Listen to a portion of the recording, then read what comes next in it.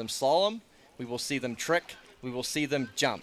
Who wins each individual event doesn't really matter. It's who is the most consistent performer, has the top scores across all three. I'm Curtis Williams. I'm joined by Josh Arbuthnot, and what an exciting afternoon of action we have coming up. It's absolutely exciting. I'm really excited. It's almost like Calgary Cup's water skiing's triathlon. It really is, and these athletes are so incredible. We've seen a lot of these skiers already compete today in the Mastercraft Pro Slalom shootout. Paige Reinie, she was in that earlier. Now, in the context of the overall, the young Canadian, people tend to have strong events, weak events. Paige Reinie, her strong event is the slalom. She is the strongest woman slalomer in this field. She has the tour record, the best performance on the World WaterSkiers overall tour.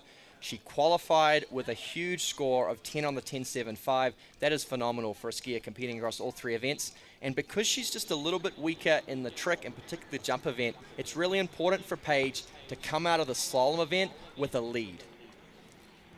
And talk about the rules here for the slalom in this round.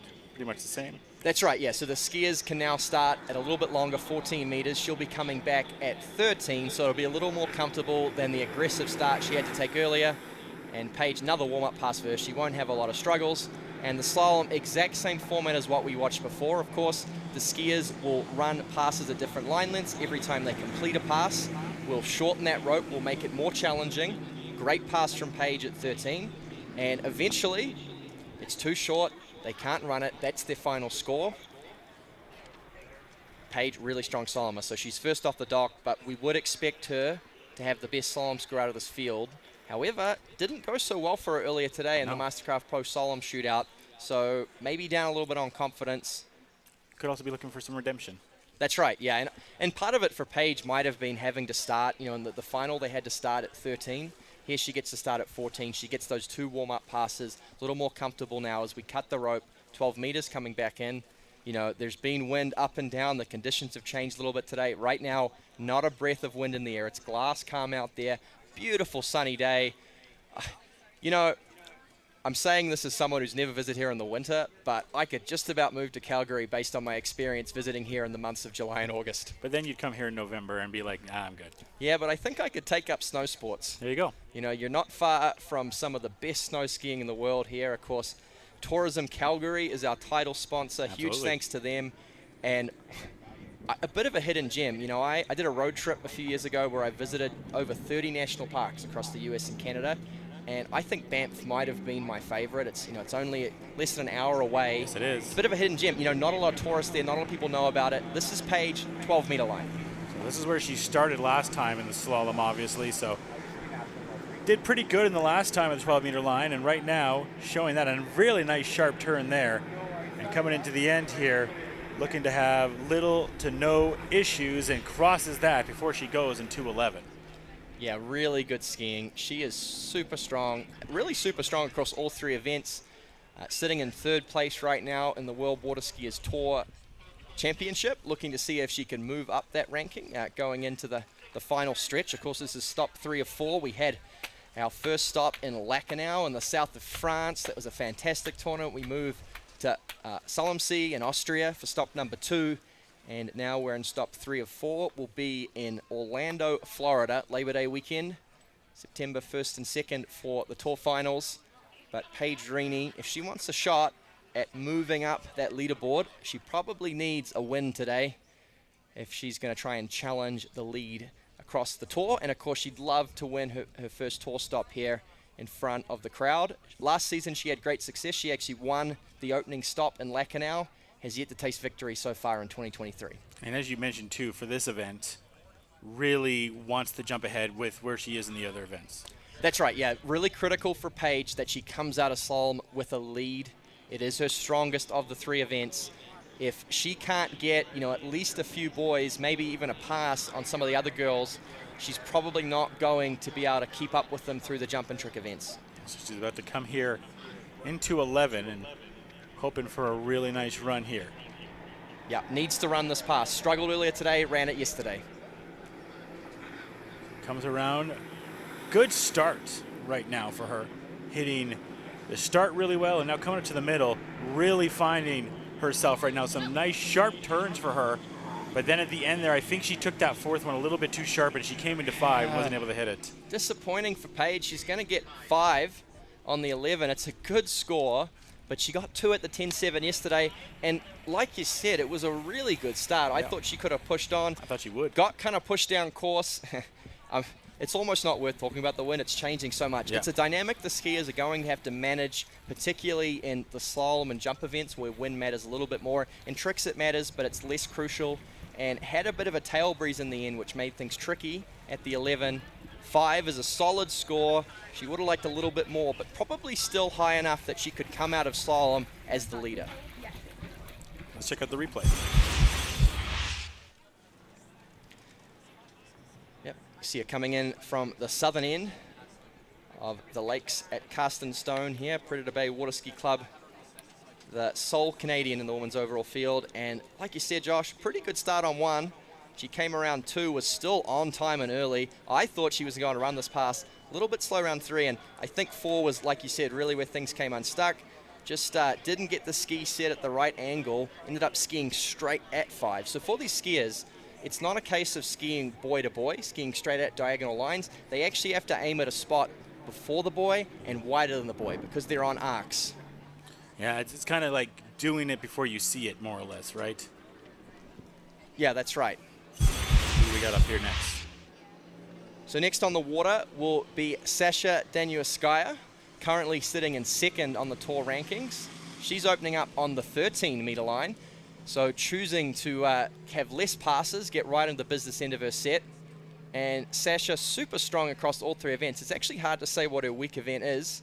And she, of course, is the current world overall champion. So a great pedigree behind her. She competed in the Mastercraft Pro Slalom Shootout, did pretty well. Finished in 4th place, actually. So she picked up some money in the slalom earlier today. Starting at 13, she's obviously feeling really good out there. Well, and you see, start off right there.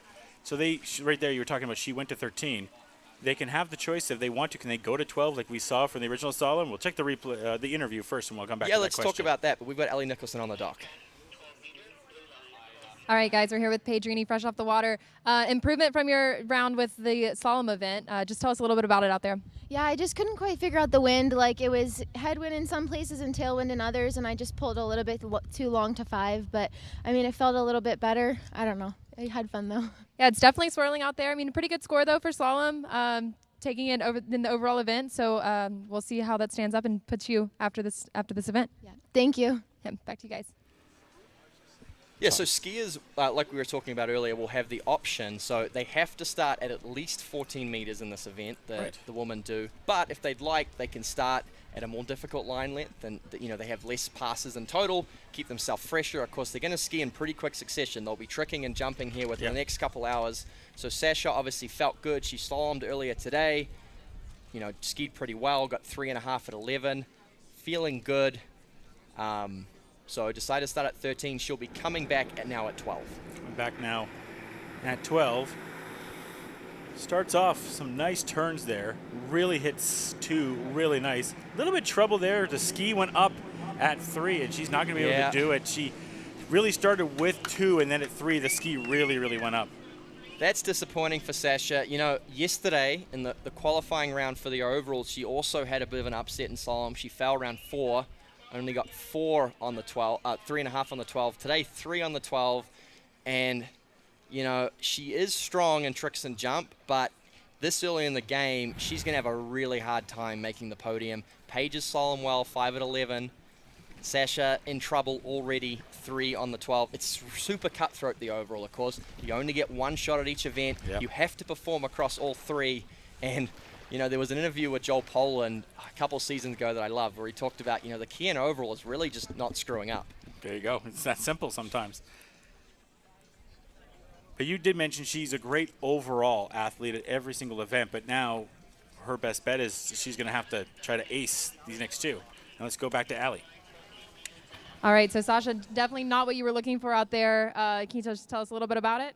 Yeah, I don't know. It felt really different from like 2 hours ago. So I'm really disappointed. I will watch the videos and try to figure out what happened. Yeah, upsetting, but keep moving, focus on trick and jump. Yeah, so now we get to shift the focus a little bit to the other events. So today's kind of been all about slalom, but now we're going to be kind of focusing a little bit more on the others and see what we can do for the overall. Yeah, I mean, that's a rock bottom, so definitely up from here, hopefully. We'll see, thank you. Best of luck in the next ones. And then we'll go to a replay right now.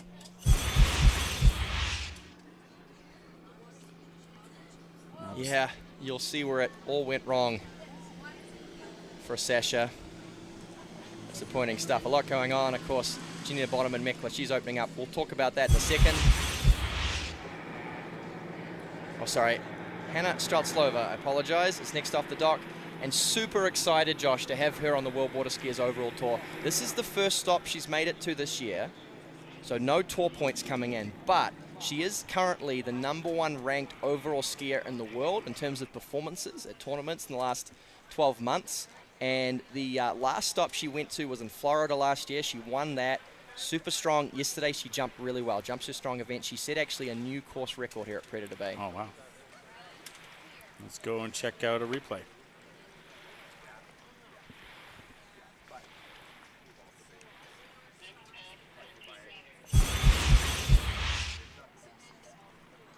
Again, that beautiful drone shot that you get to see right there. We're getting ready for the next pass here at 13 coming up here. And we just have one more left in this event for the women. Yeah, it goes quick. Of course, we'll see all 4 of these girls across the trick and the jump. We keep a consistent group. It builds a really nice storyline. It's sort of a roller coaster of emotions for the athletes out there. The ebbs and flows. Paige slalom well, although not as good as she can. Sasha, you could see very upset with her slalom performance. Probably hasn't completely ruled her out, but it's going to be really tough for her. Now, Hannah Stratlova, she has a real shot at winning this event. Gianina Bonaman, the top seed, has been undefeated all season. She is in all kinds of form, but if anyone can beat her, it is Hannah Stratlova coming into course at 13 meters. Stratlova here at the 13 right now. Coming to the middle, nice turns. Taking the middle with a nice ease. No real issue. Some beautiful turns in and going to round into the finish there. Beautiful run right there. Yeah, really good. In qualifying round, she picked up 1 at 11. And talking to her afterwards, she was pretty happy with that score. She is someone capable of getting deep down the 11, but I think anytime she goes out and runs 12, she's happy. Slalom, definitely the weaker of her 3 events. She's a great tricker, and she's the best jumper in the field. Super excited to watch her jump later on. This, though, is a replay of her 13-meter pass. And like you said, Josh, super easy. Never looked in any doubt. Really smooth, balanced skier. And interesting thing about Hannah is that she also competes in cable skiing. So not behind a boat, but behind the cable. And she is a former cable world champion. Okay. And, you know, cable it's a different dynamic. Obviously, balance is similar. You're all riding similar skis, but the pull is completely different. And it teaches you really good line control. And she's able to transfer those skills here into skiing behind the boat. Oh, she did a fantastic job right there. And getting ready to come back in here. And we are now at 12. Yep, 12 meters. 12 meters. The third of our 4 women slalomers, starting to get a picture of how this field is emerging out of the slalom event. Paige Reinie in the lead. She ran the 11. Sasha struggled, picked up only 3. Hannah will dearly hope to run this pass. Trying to go by with the 12 right now. Takes a big hit there in that wave. Trying to fight herself back. I think she's been able to now. She gets around the middle. So rough start, but finding herself back right now. And she's going to finish off. It seemed like around 2 or 3, she went a little high, but got herself back in a really nice finish. Yeah, I mean, it gives you an idea that this is starting to get a little bit outside of her comfort level. The first couple passes, no bobbles at all. 12, a little bit trickier for Hannah, but gets the job done. Again, no style points in slalom. It's all about getting through those entrance gates, around all 6 turn balls, and out the ones at the end. And we can look at the bobble she picked up this pass on this replay. Great to have the big screen across the lake for the fans to enjoy the replays as well. Super tidy at the start was Hannah. But then, yeah, you see a little bit of slack line out of 3. Ski skipped a bit into the turn at 4, but didn't panic. held on, and in the end, relatively early for 6, so she recovered well. Yeah, good job. Didn't crash down. It's a good balance there, really holding strong and moving her body in a great way. So has a chance here to set the mark for this event now. Yeah, she does. So again, slalom, the weaker of events, but she's so strong in trick and jump. She's run 12. She'll be pretty happy with that. Yesterday, she could only manage 1 on the 11. She'd hope, you'd think, to pick up 2 or 3. I'm not sure how she has actually run this pass, I think, but it's been a while, probably focusing more in training on the jump event recently. She is the #1 ranked jumper in the world right now. So see how she's been going. Anything more than 1, I bet she'd be happy. She's going to come in here, and we'll see if she can get over 1. She goes around 1.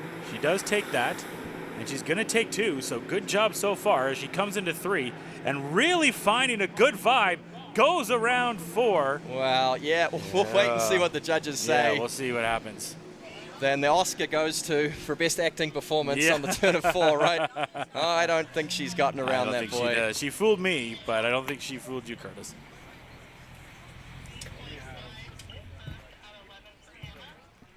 See your next skier off the top of the throne. She's been unbeaten. See your next skier off the top of the throne. She's been unbeaten.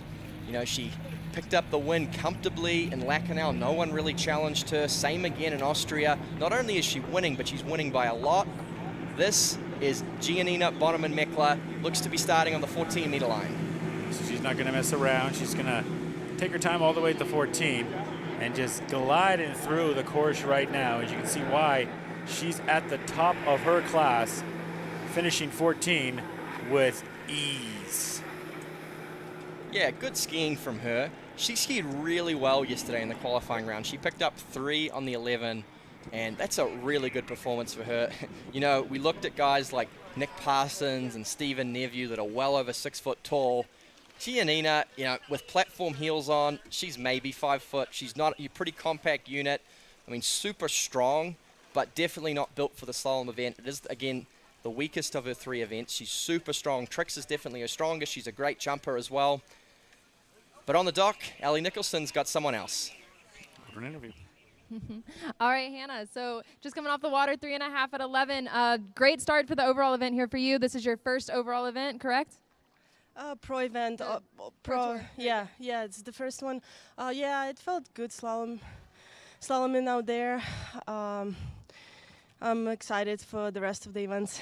Yeah, I think you are our first women's slalom skier that we haven't seen, you know, today in the slalom event because you're doing just the overall. So you kind of maybe have a little bit of an advantage. Had the rest, you know, little rest time this morning. But we're going to see you back in the next events. Hopefully we can keep this running. Yeah, thank you. Back to you guys. Yeah, great skiing from Hannah Stratlova. Just getting confirmation, the judges did review her 11-meter pass, and the score has been adjusted down to 3. Yes. Which I think the correct result has been found in the end. And coming back into course, this is Gianina Bonaman, the 13-meter line for her. Another warm-up pass, really. She had to start at this pass, of course, moments ago in the pro slalom shootout. Didn't have any trouble and won't have trouble again today. Just a beautiful job in that pull at the last second, too. Really good possession there the entire time. So a little bit like we talked about when Dane Mekla skied, when you're not as tall in slalom, you have to make it up through having really good balance and control. And of course, one advantage is the lower center of gravity does tend to help with balance. You see that there. And you know, her slalom has picked up recently, and it might be because, of course, newlywed recently married to Dane Mekla. Oh, there you go. So she's got a really good training partner and ski coach there, and I think she's picked up her slalom after that. You can see a lot. Now that you bring it up, I can kind of see a little bit of similar styles as well. Yep, the German competitor, and super excited to watch her trick later on. She's one of the premier women's trickers in the world, and she has, of course, been the in-form women's overall skier in season 2023, and she's been a great supporter of this overall tour. We're going to have a replay now of that 13-meter pass for Gianina. And, you know, injured last year, so couldn't partake in the tour quite as much. This is great skiing, isn't it? This is a it's treat to fantastic. watch. Super controlled, super strong too. Yes. You know? I love the form as you're talking about, the low center of gravity and just the ease she goes around in these turns. But yeah, like I was saying, she's been a great supporter of the overall tour. She actually won the events, the first events they had back in 2020 and 2021, and unfortunately last year was injured, so missed the season, but looking to take home her first Tour Championship over a full season. This is the 12-meter line. Went around 2, I thought it was a little bit of a bump there, but really has no problem coming back, coming to the end there, and she's going to be sailing in to go to 11. Yeah, really good skiing from her. I think anytime she gets into 11, it puts her in good stead for the overall. So Paige Reinie, likely her 5 at 11 will end up the top score, but we talked about her wanting to have a really big lead after the Slalom event, and because Hannah and now Gianina running the 12, we got the replay coming up right now, have made it into the 11. Paige is not going to have a big lead. Like you said, super strong, super controlled skier. You know, a little bit out of shape out of 2 there, yeah. But, you know, never really let it slow her down. She stayed early and was able to get through this pass in the end pretty early for 6. Really enjoyed the poise that she's had so far. The last 2 runs we've had with the 13 and the 12, there's been times where you think maybe she'd get a little bit fumbled up there, but she stayed very poised on those 2 times where maybe she hit a little skid of water that might throw her off there. Been fantastic. Yep. Well, the conditions stay amazing out They here. do. I know the skiers, they're having to battle with a wind that's changing constantly. Yeah, and that was brought up too in one of the interviews. Yeah, Paige talked about that in the interview with Ellie, but it's never strong. I mean, it's always light, and right now there's not much at all. So these are really good conditions for these skiers. They do have to navigate them though. Okay, crunch pass. Every buoy she can pick up here on the 11 meters is worth a lot of points for her in the overall. She'd love to at least probably get 3 at a minimum right now, put her in a tie for second. The high point is 5 by Paige. She hits around the first one, hits around the second one, really sharp on that second one, and loses it at the end there. I think That when is she went in sharp gutsy there. skiing, Josh. Yeah. She had a terrible one ball. I thought she was done. I thought she was going to stand up and not even get outside 2. Somehow, I don't know how, she managed to throw herself around 2 and perhaps even get a piece of 3. Yeah, it's going to be really close there. She had a really sharp turn around 2, and we'll get the official word to see 2 1/4. what it is. And what do we got, Curtis? 2 1/4. Okay. So a quarter is a pretty rare score, Josh. You don't get a lot of quarters. So the way it works in slalom is when you go around a turn ball, and we'll kind of see this on the replay, you go around a turn ball, you make it back to the wakes after the ball, you get the full point. If you fall before the wakes, you get a half point. But if you only make it outside the buoy and never turn back in, you get the quarter. So here, that big long pull out of 2, how she holds onto that, I don't know. And see how she skis outside of 3, but never actually makes it back in. She actually loses the handle, so she gets the quarter point.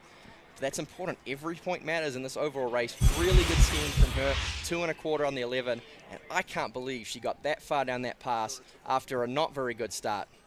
Well, fantastic job by the women. We're going to take a quick break and go to commercial.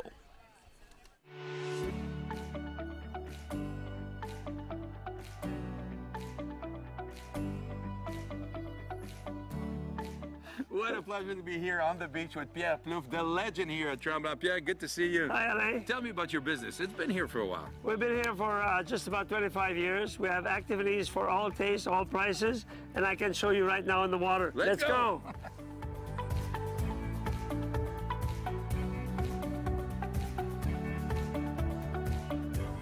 Yeah, this has to be the perfect spot for all water sports. Well, we're trying to have all sort of activities on the water, starting with the non-motorized pedal boat, canoes, and kayaks, and the very popular lately, the paddle boarding. Yes. We also have the sailing. We have some sailing. We have some sailing boats. We have the day camp for kids. We have fishing boats, runabout, and very popular pontoons, which you can go in the water with families and friends. We have a day camp for kids, which includes water skiing in the morning, surfing and wakeboarding, and some fun boards behind the pontoon at lunchtime. We also have a floating mountain, which we call the iceberg. Actually, it's so popular that we had to buy a smaller one for little kids that wanted to go up on one side and slide on the other side. And the lake is always perfect for water skiing early in the morning, as I know you're the world champion, you train here. Yeah, I train every day here, and it's fun to have people training with me in the morning. Some adults training every day, and some kids also are training now. Well, the perfect spot. We invite everybody to come and check it out.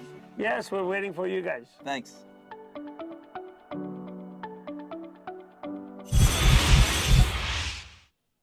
Well, welcome back. We've just concluded the slalom for the ladies in this overall tour stop. We're about to get into the men's. There'll be 4 men's skiers. They're ranked based on how they skied in the overall, so not necessarily how they slalom. First off the dock, of course, will be the male model from Milan, Eduardo Morenzi. He'll be followed by the Canadian contender, young man from BC, second off the dock. And then last up, the 2 absolute rock stars. They've been battling it in week out. Sometimes it's coming down to effectively a photo finish. Wow. Louis Duplan-Fribourg from France, and your top seed, none other than Great Britain's Joel Poland. Cannot wait for these 4 skiers, Josh. And I believe you're seeing some stakes, too, on the line for Joel in this competition as well. Yeah, so it's a critical moment in the tour. We're at stop 3 of 4 in the 2023 tour. He has won the first 2 stops. With a victory today, he will take home the Tour Championship. So not only fighting it out for the prize money at the Calgary Cup, but there is a year-end bonus which he could potentially secure today. These 3 skiers, starting with Eduardo Morenzi, they'll have something to say about that. So Eduardo Morenzi, I give a little bit of a yeah, oomph you gotta on put it your there. hands You into gotta it. get the oomph on it.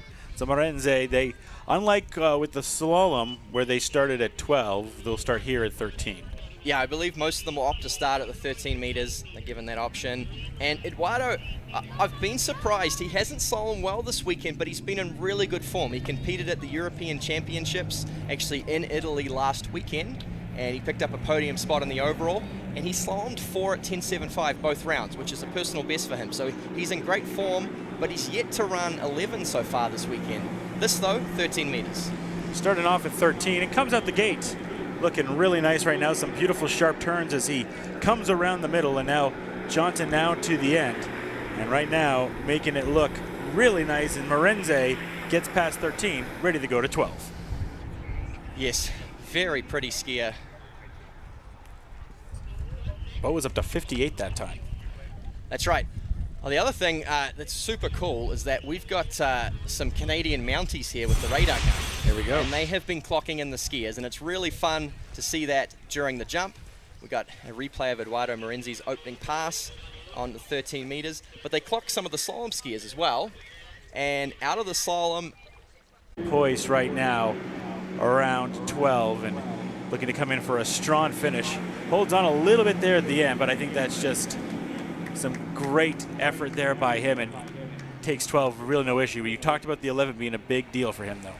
yeah, you know, it's a pass he's usually really consistent to run. Like we said, he's come into this tournament in great form, equaling his personal best twice in one weekend. But this weekend he struggled. He hasn't quite figured out something about the sight, and he's missed 11, both of his tries. And for Eduardo, you know, he's a bit of a journeyman.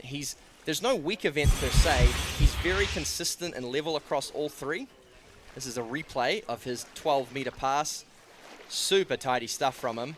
But he needs to fire across all 3 events because he doesn't have a super high score in any individual event to boost him up the ranking. So he can't rely on a huge trick or jump score.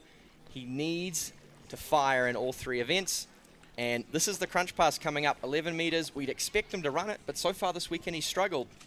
That's why he's first off the dock. You know, he didn't ski super well on Saturday, and it ended up being a really tight race to make the final. We thought it was going to be a tight race for that bottom spot between the Canadian challengers, but in the end, actually, Connley snuck in ahead of Edo, and Thomas Daigle, we've seen walking around side, he saw him this morning. He only narrowly missed out. So Morenzi now here's at 11, and you talked about it, Curtis. We'll see what he can do at 11.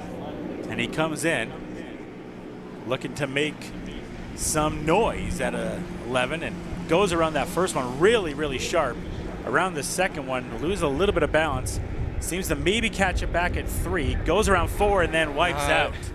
He looks like a guy out there that's just short on confidence. You look at the way he safety turned 1 even. He's just not letting his ski turn the way it should. It's disappointing for Edo, and you know he has been a loyal supporter of the tour. We'll watch a replay here of this 11-meter pass. He's been at every stop the last 2 years. He's yet to win, and unfortunately, not running the 11. I can't see it happening today. It'll be a pretty tough ask for the Italian. Really started at 2. Breaking at the waist there at 2. You know the arms. Okay, but he's really picked up his skiing in slalom and tricks as well. He's someone who's vying to make the Canadian team to compete at the World Championships, and the selectors have given him the nod and said, hey, you know, we really like your jumping talent, but if you want to make this team, you need to pick up your slalom and tricking, and he's really worked on it and coming along nicely. He was super close to running the 11 in qualifying, and would love to see him do it today. Connley Pette, the Canadian, the sole Canadian in the men's field, about to take to the water. And getting ready to go with Connley and see what he can do. And I think the one thing you kind of preach to, Curtis, is consistency throughout this. Yeah, you got to fire in all 3 events. So we'll see where he starts at. And typically, everyone so far, we've just seen the one time where it hasn't been started out at 13. Yeah, confirming that will be 13 meters again for Connley Pette. So Pette coming out the gate, starting at 13, and looking to do Canada proud here this afternoon. I'll have a really nice turn around the first one and hit the start of this really, really well as he slides down the middle, and right now just having a lot of ease going around and gonna finish off really, really nicely there. So beautiful ski right there for him. Yeah, tidy opening pass. Just a warm-up pass really for Connley. Let's check out the replay. And just confirming, actually, he started back at 14 meters. Okay. So a little bit more conservative than the other skiers. And again, Connley definitely slalom is probably the weaker of his 3 events. And certainly out of this field, he would have the lowest personal best. But he slalom really well in qualifying. And you watched him, he's a big, strong skier. He's 6 foot tall, he's got plenty of muscle on him. And tidy stuff to open up. Like I said, he can afford to go into jump just a little bit behind or level. He doesn't need a lead out of slalom and tricks necessarily, because jump is a strong event. He gets it together out there. He can jump a really long way. He's the Canadian. He'll be familiar with the conditions. I'm sure he's done plenty of skiing over the years. But he's got to stay in the hunt through slalom and trick. He can't afford to fall too far behind. So we'll see where he's able to get to. And as you just mentioned, Curtis started at 14, so now will be going to 13. And what is his record here? What's his best that we've had? I remember. Yeah, so in the qualifying round, he got deep down the 11. Didn't quite run it, but he got deep down the 11. And so 13 really should be a cakewalk for him. Coming back here with 13, trying to bust out the gates and continue staying strong here. Whips around the first 2 really, really nicely. Having a nice ease and a nice switch, too, of hands as well as he goes around everything. So beautiful form, beautiful switch, and a beautiful finish right there for Connley on 13. Yeah, great skiing from him. And of course, this event, the Calgary Cup, brought to us by Tourism Calgary. And if you are not convinced to visit Calgary after watching these pictures, then I don't know what's going to say. It is so pretty out there. We watched Connley Pette run another warm-up past the 13 meters, but just absolutely loving my time in Calgary. One of the hidden gems, I would say, in the world. And for water skiers, you know, with 3 World Championships coming up in the next 3 years, it's the sort of event you need to bring the entire family to. Don't just come for the tournament, you know, spend some time, hit the mountains, see what the city has to offer. And of course, our other major sponsors, Shoe Swap Ski and Board. You know, they've been lending a hand to skiers, the provinces, and Water Ski Canada, and pro events like this for over 25 years. They're sponsors of both the Pro Shootout and the World Overall Tour. So thank you to all of our wonderful sponsors, the Mastercraft boats from Lake House Marine that have been pulling this event. And we could not do it without you. It takes a village. And just so excited, you know, the whole community getting behind it to bring pro skiing back to Alberta. Yeah, and it's been an absolute pleasure to have this. And Connley now goes here at the 12. Really trying to set a mark here early on. A little tight there at the start, and it cost him, unfortunately. Just before he came in, you could see him really bracing there, and then we'll see what the final score is, but a really rough start at the start there. Wow, look at the disappointment on his face. I think that explains it all. Connley Pette had a real chance at a podium finish here in the overall. He's the Canadian in the field, and going down there at 1 on the 12, we'll watch the replay, we'll try and see what went wrong, has pretty much ruled him out. You know, he is a great jumper. Oh, geez. He just got in too deep, looked all out of sorts. He buckled at the waist. Looks like he's been getting some slalom coaching from Jacob Chambers after that one ball. And, you know, the ski popped out of the water. He tried to hold on. Super unexpected, uncharacteristic. 12 meters of the pass. We'd expect him to run, you know, 90% of the time, probably more. And that's disappointing. You know, he was the crowd favorite. We wanted the Canadian to do well. Absolutely. But, you know, like we said, the key in the overall is not to screw up. Fortunately for Connley, he is a long way off the mark already after just the first event. And it's unfortunate because he started off so well as well. Yeah, he looked super good through his opening passes, but, you know, when those ropes get shorter, it gets hard. And we think of 12 for these skiers as a warm-up pass, but it's still really hard, and one mistake will cost you. So we get ready for our next skier here. And disappointing finish there, but now into the next two here. We got some big-time Yeah, these are the rock stars. This is most likely, with all due respect to the others, where the winners will come from. These are the two best overall skiers in the world. In fact, there are really only 3 names you bring into contention right now in the last sort of 5 years for being the best overall skier. It's these two guys, Joel Poll and Louis Duplan-Fribourg, and of course, Dorian Llewellyn, who unfortunately is injured right now. He's the Canadian, you know, former world press with him throughout this season. Probably known primarily in the recent years as a trick skier. He burst onto the scene by tricking in excess of 12,000 points. But he has picked up the slalom in his jump recently. Watch this replay, his opening pass. Look at the way this bloke is built. I mean, he kind of looks like a statue of some sort of Greek god out there. He's chiseled from stone, those muscles. And high-performance athlete, that's for sure. Just cruising through this 13-meter pass. Look how his ski finishes the turn right at the buoy. You cannot get earlier than that. And this is just fantastic to watch. I will never not be impressed, too, by the hand switch. Yes, yeah. It's just unbelievable, especially when you talk about the speed that the skiers are going and the speed that the boat is going, and to have that with the one hand and then do the switch. Yeah, you will see people miss it from time to time. So giving the go for 12 right here to only has to get past one and jump himself to second. Yeah. He wants to win this event, though. Oh, yeah. And to do that, to set himself a good foundation, he needs to get into 10.75. Yeah. That's where his personal best is.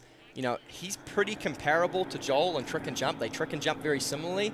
Joel, on a good day, is probably a pass ahead of Louis in the slalom. So this is really important for Louis. He's got to run 12. He's got to run 11. And he probably needs to get deep down 10.75. This, again, should really just be a warm-up pass for the super talent out of France. So here comes Louis right now, going at 12. And he does get around that first one. Nice turn around both of the first ones. And again, as Curtis mentioned, just really fantastic job with the placement of the skis and with his body. He's doing a great job right now as he comes in, wraps around. I'd love to know the speed he was going there because he was blazing down on that one. Yeah, well, certainly, I would say up over 80 kilometers an hour. Yeah. Whether he cracked the 90K mark, probably not quite. It probably happens at the shorter line lengths. We could see it coming up at the 11 meters next, and hopefully he runs that and gets a crack at the 10.7. Yeah, but like you were saying, came onto the scene as a trick skier. Oh, sorry, well, hold that. We have an interview. Ellie Nicholson on the dock. Yes, we do. All right, so here with Joel Poland, our second place for the Mastercraft Shootout, the slalom part earlier, now our current overall tour leader, correct? Correct, indeed. Yeah, and so now we're going to, hopefully kick off with another good slalom score here for the overall part. Yeah, so next up slalom, and I just slalom, so I'm feeling good, and the last 2 sets here have been pretty sweet. So yeah, I'm feeling good. I mean, we're going to see what Louis does, and maybe I have to do a little bit of tactics here versus, in the shootout, I could kind of go for it. But yeah, I'm excited. I mean, it's pretty much perfect right now. Everything seems to be looking good, so looking for a good set. Yeah, the wind's been a little up and down, but right now it looks really good. So best of luck out there. Thank you. So the Frenchman, Louis Duplan-Fribourg, returns. This is where things start to get a little more challenging for him. The 11 meters, a pass he often runs, but it's still a challenge. Again, the rope is now not long enough to reach outside the boys. See how he does around 11 and see how he starts. Hits a bump there, but able to hold himself. Came back holding the last 2 times. Gains himself back up, goes around 4. Or we'll see if he does go around 4, but you can see again around 2, really bringing himself back in there to go around 3, and we'll see what the official call is. So yeah, 3. Valiant effort. Threw himself at 4. We're going to pull up the replay. This is going to be good viewing. He just got later and later throughout this pass and didn't get a very good start, Josh. Comes around one. One was okay. Yeah, one was not bad, actually, It's but right he comes here. around two. That's, you see the ski rears up. He's off direction, a little bit too speed. Super late already as he comes out of 3-ball. Threw himself at 4. Oh, I think he's been a bit shortchanged by the He may have been. You know, for effort alone, the quarter surely. I don't. Yeah, I think he may have the quarter. I think he might have an argument on that. Yeah, well, that's tough. That's tough. The Russian judges. Coming off tough there. But you were saying, too, around 2 right there, skis come up and ready to go. So not a bad marking for him there. And Joel, though, we've just seen what he can do in slalom, so ready to go. And I got to say, too, is Joel's going to come up. I just love his attitude in these interviews. Very laid back, very relaxed. He is such a fun guy to have on the tour. What a great ambassador for the sport. I don't know how he is as good as he is, as dominant as he is, while still seeming to have as much fun as he does. I mean, usually top-level athletes, they're a weird bunch, really. They're hyper-focused people, super highly strung, type A, you know, you name it. But Joel, I mean, he just seems to be having fun every time he's on the water. It's infectious. You know, the other skiers around him, they feed off it. They have fun too. He's a bit of an Instagram sensation. You know, I can't imagine how many people have seen his Instagram and wanted to get into skiing because of it. And you see the shots of the crowd. What a beautiful day here at Predator Bay. Yeah, absolutely gorgeous. And you've talked about it, you know, coming from New Zealand and then San Diego. Try not to say San Diego, my Ron Burgundy voice. But coming from there, you fell in love with this area, and how can you not too when you see a shot like that, courtesy of Maverick Media and a fantastic drone that we have here. And just obviously, too, every time we go to these skiers, too, absolutely praising what we've been able to see here today. Yeah, I mean, you've got, you know, the beautiful green grass, the big Douglas firs on the hill, the water at spring-fed, it's clear, you could drink it if you wanted. I mean, this is just a pristine spot, a pristine part of the world. You know, we're here in the foothills of the Rocky Mountains. To our east, we've got the prairies and the Badlands of Saskatchewan. It's a super, you know, beautiful part of the world. And on the water, Joel Poland, and he is starting at the 12 meters. Okay, so Joel's going to start at 12. So Joel comes in at 12. And going to come out the gate really sharp in the first 2 turns as he gets ready to go to the middle. And right now, Joel showing why he's one of the best. Really staunch start from Joel. Really no errors in that entire time. Really smooth run right there. Yeah, well, of course, we saw him ski earlier. He got second place in the Mastercraft Pro Slalom Shootout. And he didn't believe he would. No, he was not expecting it. We'll check the replay. And you'll watch him run, again, a super smooth 12-meter pass. Great skier to watch. He's picked up his slalom form in recent months, had perhaps struggled, hadn't quite reached the stratospheric heights he had in 2021 when he broke the world overall record, but in recent months, he has been slaloming probably the best slalom form of his life, consistently running 10.75, super smooth through all his passes, and of course we saw him pick up some cash in the slalom, and he's going to try follow that up with some cash in the overall, and because the rest of the field has not slalom well, they've left the door pretty wide open for Joel. We were hoping. Joel. Never looked in doubt, and what he's done by starting at 12, smart, is that he's run 11 with the down breeze. There's not much wind right now, but there is a little bit coming from the south. We'll watch the replay coming up in a second. He's setting himself up for 10.75 with the head breeze. So we talked about him not just getting first place, he wants to get as far ahead of the field as he can. This was super tidy stuff from Joel Poland. Left foot forward skier, had some really strong turns, obviously on 135, but he's pretty balanced on both sides of the course, and great stuff from him. But yeah, he's gonna have 10.75 now with a slight little head breeze. There's really not much out there, but you know, he runs this pass, and you can pretty much etch his name onto the trophy truck. I think that, well, with everything you're talking about with trick and everything, let's go to an interview really quickly here.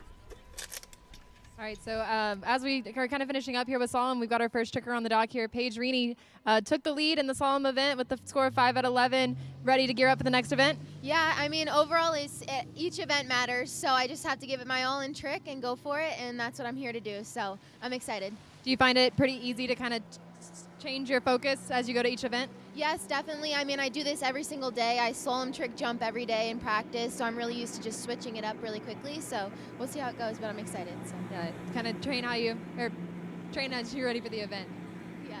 Back to you guys. Thanks, guys. Joel Poland, 10.75. He's running this pass, folks. He gets outside 4. Big turn on 4. He's fighting hard. He's scrapping his way. Will he get outside 6? He does. Oh, what a pass. My goodness. What So a he's pass. Go to the He had no right. Wow. No right to run that pass. Wow. He was all kinds of trouble there midway through, and how he held on to that. Well, I tell you what, his local chiropractor is going to be able to put his kids through college after that pass. Let's check the replay. It'll go to 10.25. Yeah, getting a 2-pass lead on the rest of the field. This is huge overall points for Joel Poland, and this was a sensational 10.75 pass. Came around 1.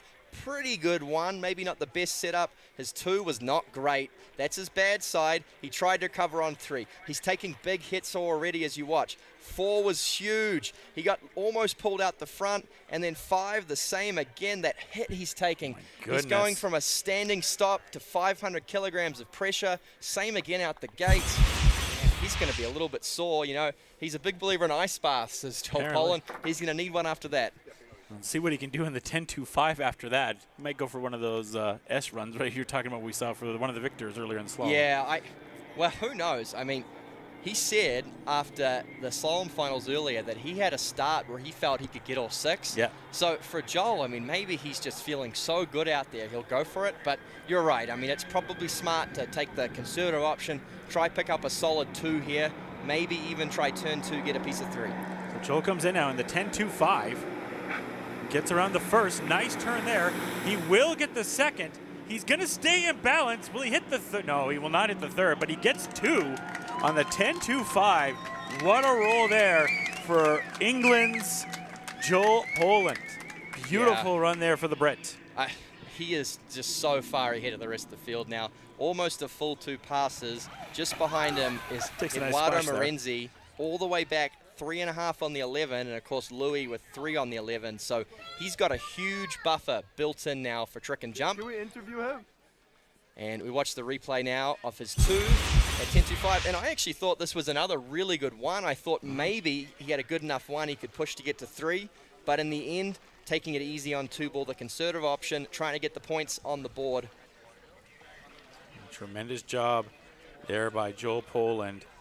Doing a tremendous job taking the men's slalom on this side of things. And we're about to head to the trick side of things. And as much as I'd love to continue my play-by-play on that, I'm going to throw the play-by-play side of things to Curtis on the trick side of things. Yep, and dockside, Ellie Nicholson has Joel Poland, your leader. All right, so here with Joel Poland, our new leader. Your skiing was a lot more impressive than your TikTok into the dock. What do you have to say about that? Yeah, that was a pretty dreadful TikTok, wasn't it? It was pretty good. I would love to see the celebration, love to see the smile. Great skiing on top of the leaderboard going into the next event. Yeah, I'm pretty happy. I mean, that was definitely a dirtier round of slalom than my first round. Like, I had to get pretty into it there. I think that's the most I've ever actually pushed on this ski on like 2.4, and it just, like normally I blow the fin and it just held. So finding confidence on this thing, finding confidence in the slalom ski, I'm pretty happy. Yeah, well, 2 really good scores for you today. Great skiing, and best of luck in the next event. Thank you very much. Back to you guys. Yeah, exactly. Great salesman, isn't he? Pushing that ski, hot off the press, only released this week. He's got the big Shoe Swap Marine sticker. I bet that's where he got it from, Shoe Swap Marine. Well, Shoe Swap Ski and Board, I'm sorry. Oh, there you go. Some fantastic start here in the slalom. We're going to take a quick break, and we'll be right back.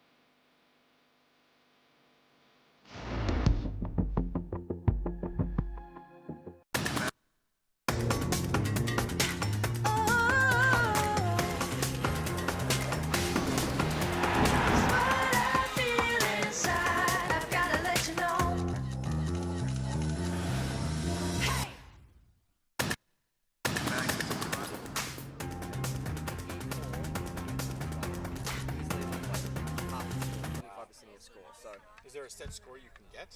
So a really good score, like world class for a guy, is over 12,000. For a girl is over 10,000. Okay. And like Louis tricked over 12%. Wow.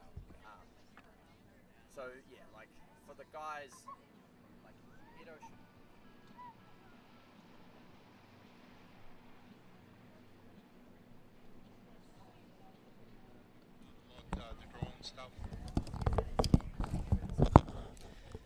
Yeah, welcome back. We're just having a quick course change here. Good opportunity to get some refreshments, pick up some food from the vendors, or maybe weasel your way into the VIP tent for some cold adult beverages. And we're about to get underway with the trick event. Like we said, we have the 4 men, the 4 women. They're competing across all 3 events in rapid fire action. Sequence of maybe 3 to 4 really big, slow tricks, tricking all about speed.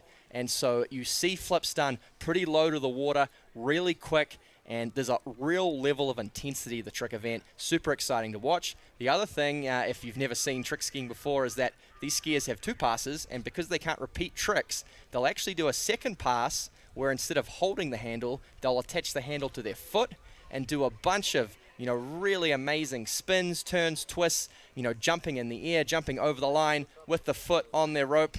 And great to see the drone bringing beautiful footage here at the Lakes at Caston Stone at Predator Bay Waterski Club. Will be the host of 3 World Championships over the next 3 years, and super excited, just building into such great events. So all of the local Calgary folks that have made it out, I hope you're enjoying your time here. It's a beautiful day, loving August in Calgary, and there's a lot more high-level water ski action coming to this wonderful city. Yeah, it's a long jaunt and many great things of years ahead to come. And you're talking about with the foot speed and what we overall saw with the slalom for the boat speed.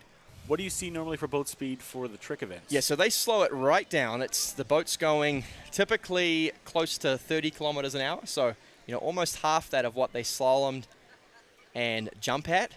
And, they're on a much smaller ski. The trick ski it's really not that much bigger than a skateboard. It's sort of an oval shape, no fins, so it spins easily. But the speed and whatnot right now. And yeah, now would be a great time to talk again to our friend Cindy, of course, chairwoman of the Vern Oberg Legacy Fund, and tell us again, or for the new people on site, how great this fund is and how great a testament it is to his legacy.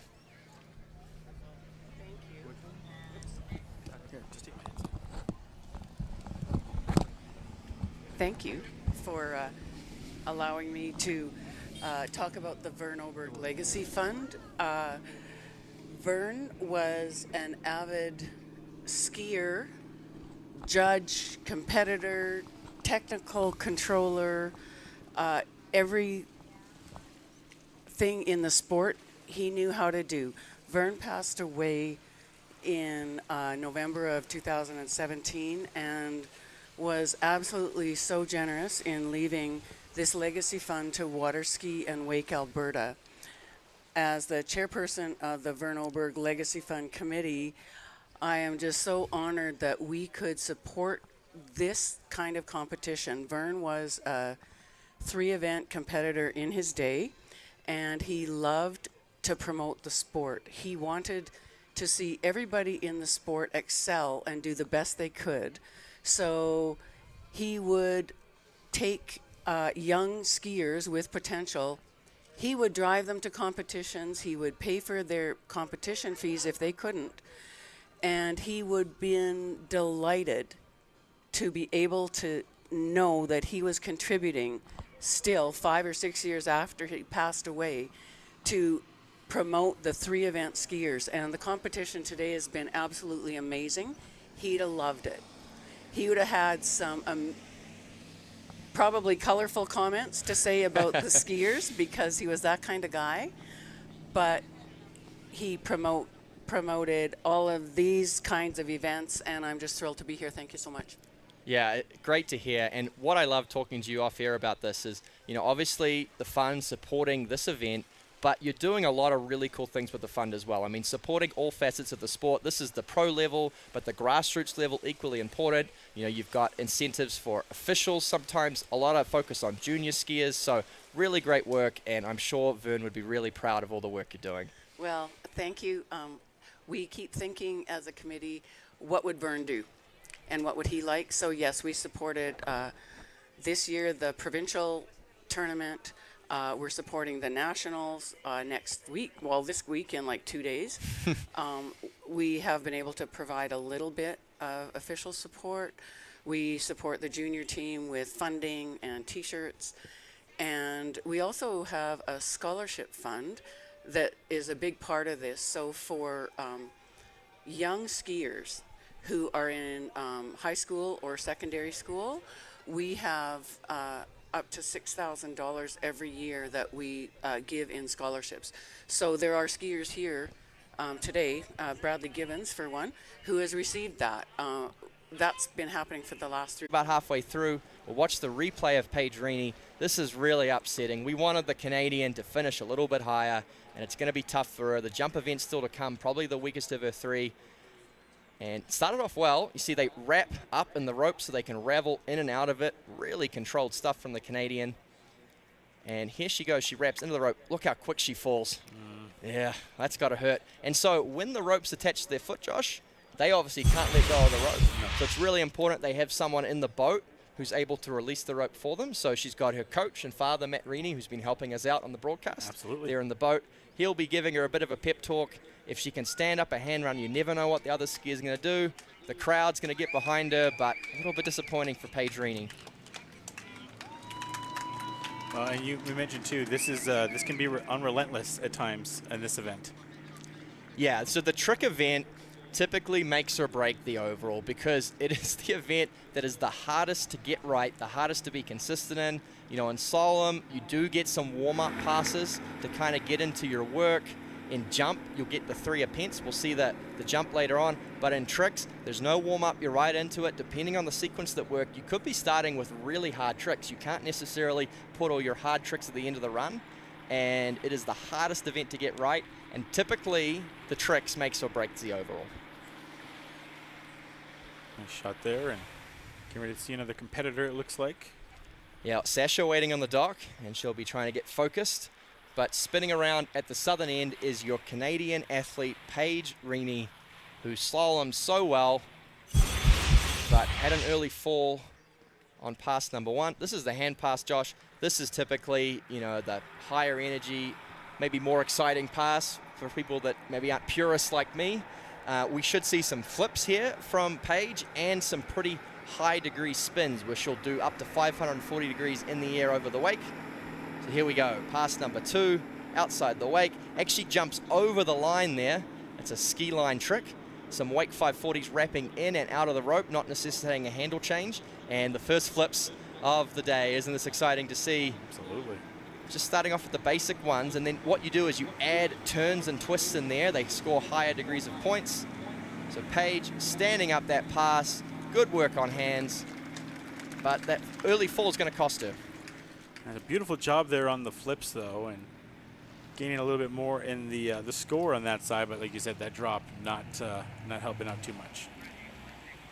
Yeah, great to see these scores coming through real time on screen. We're actually watching the tricks populate, and it's looking like, depending on the timing, there was about 4,000 points on pass 2. They'll probably have a relook at that last flip, whether or not it was in time, if they haven't landed the trick at the end of the 20 seconds. And they'll go frame by frame to make sure it's not scored and it looking like that last flip pushed out of time. So a stand-up run, but unfortunately for Paige, it's going to end up just short of 6,000 points.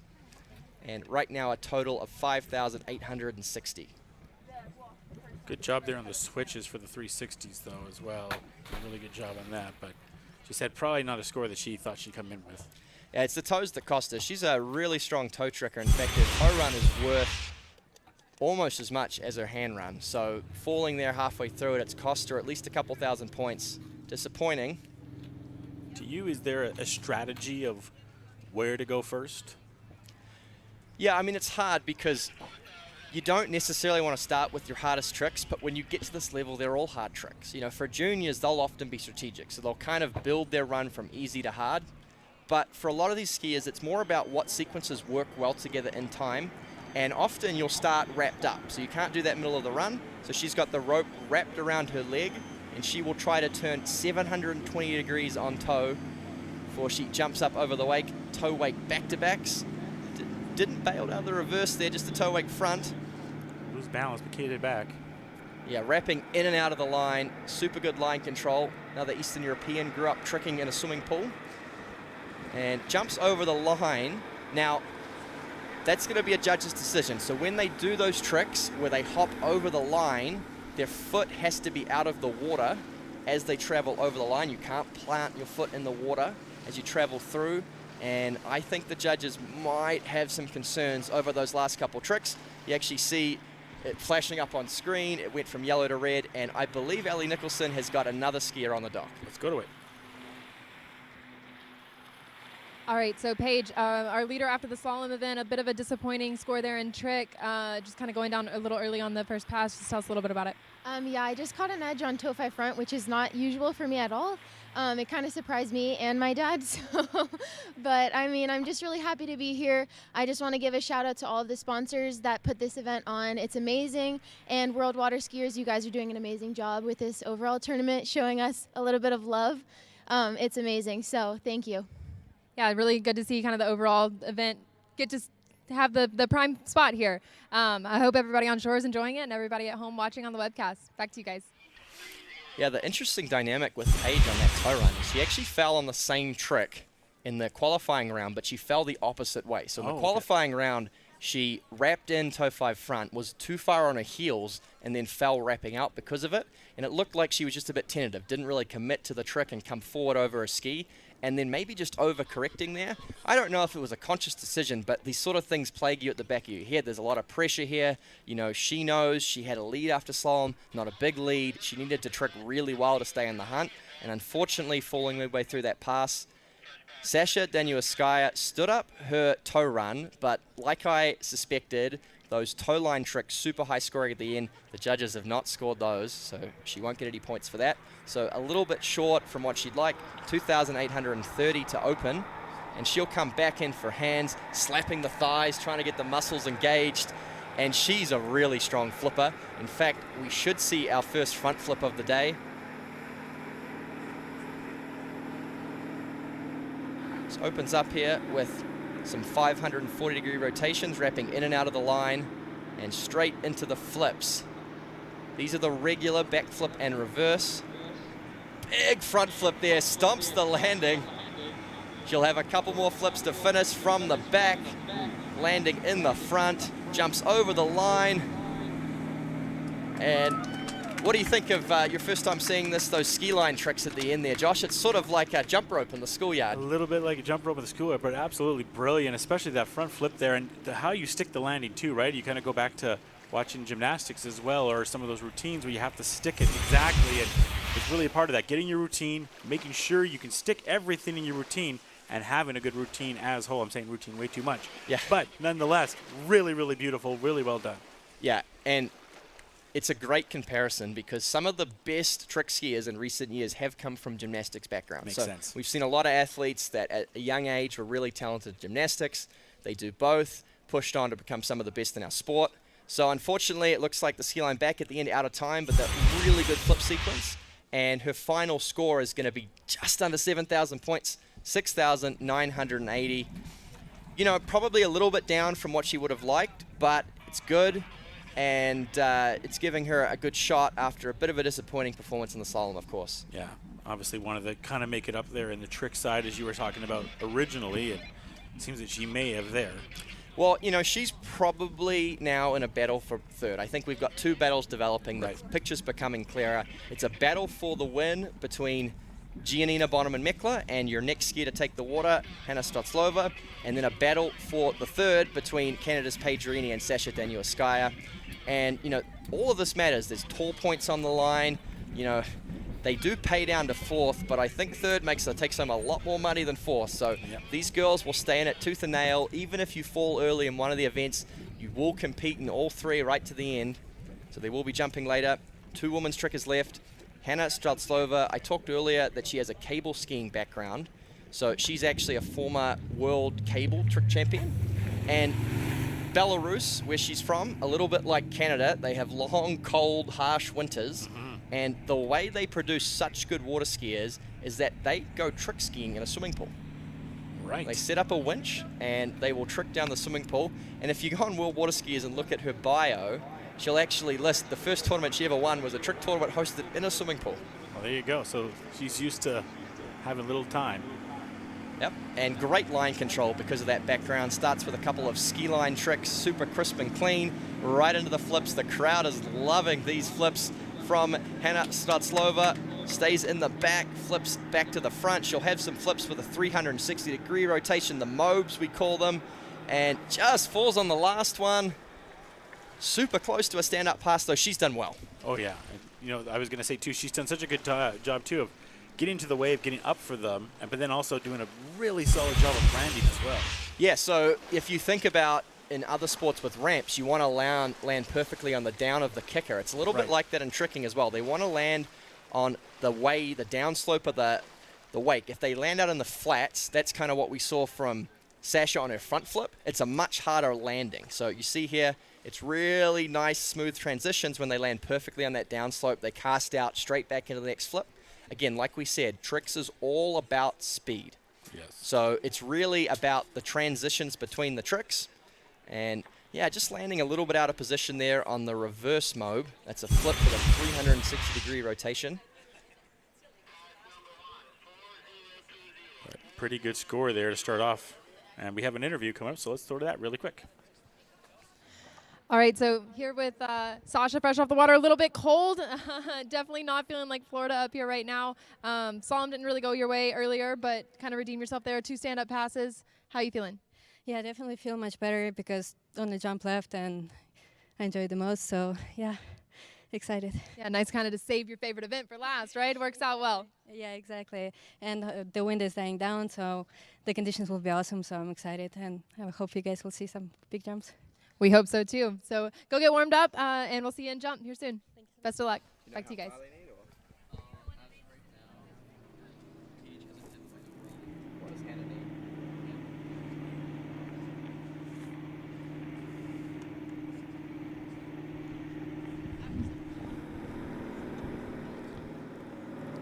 Okay, great opening pass. Over 4,000 points to open from Hannah Stratlova, and we've got the human calculator Bradley Gibbons crunching some numbers for us. For her to take the lead ahead of Paige and Sasha, she needs to trick just over 6,000 points. 6,100 will do it.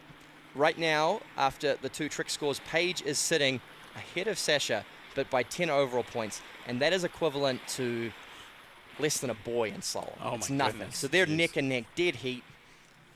And that will change a little bit after the other girls trick, because the way it's scored is the top score in each event gets 1,000 points. It's like 100%. It's an index system, and each score below that is the percent of the top score. So as the top score increases, we'll see those scores change a little bit.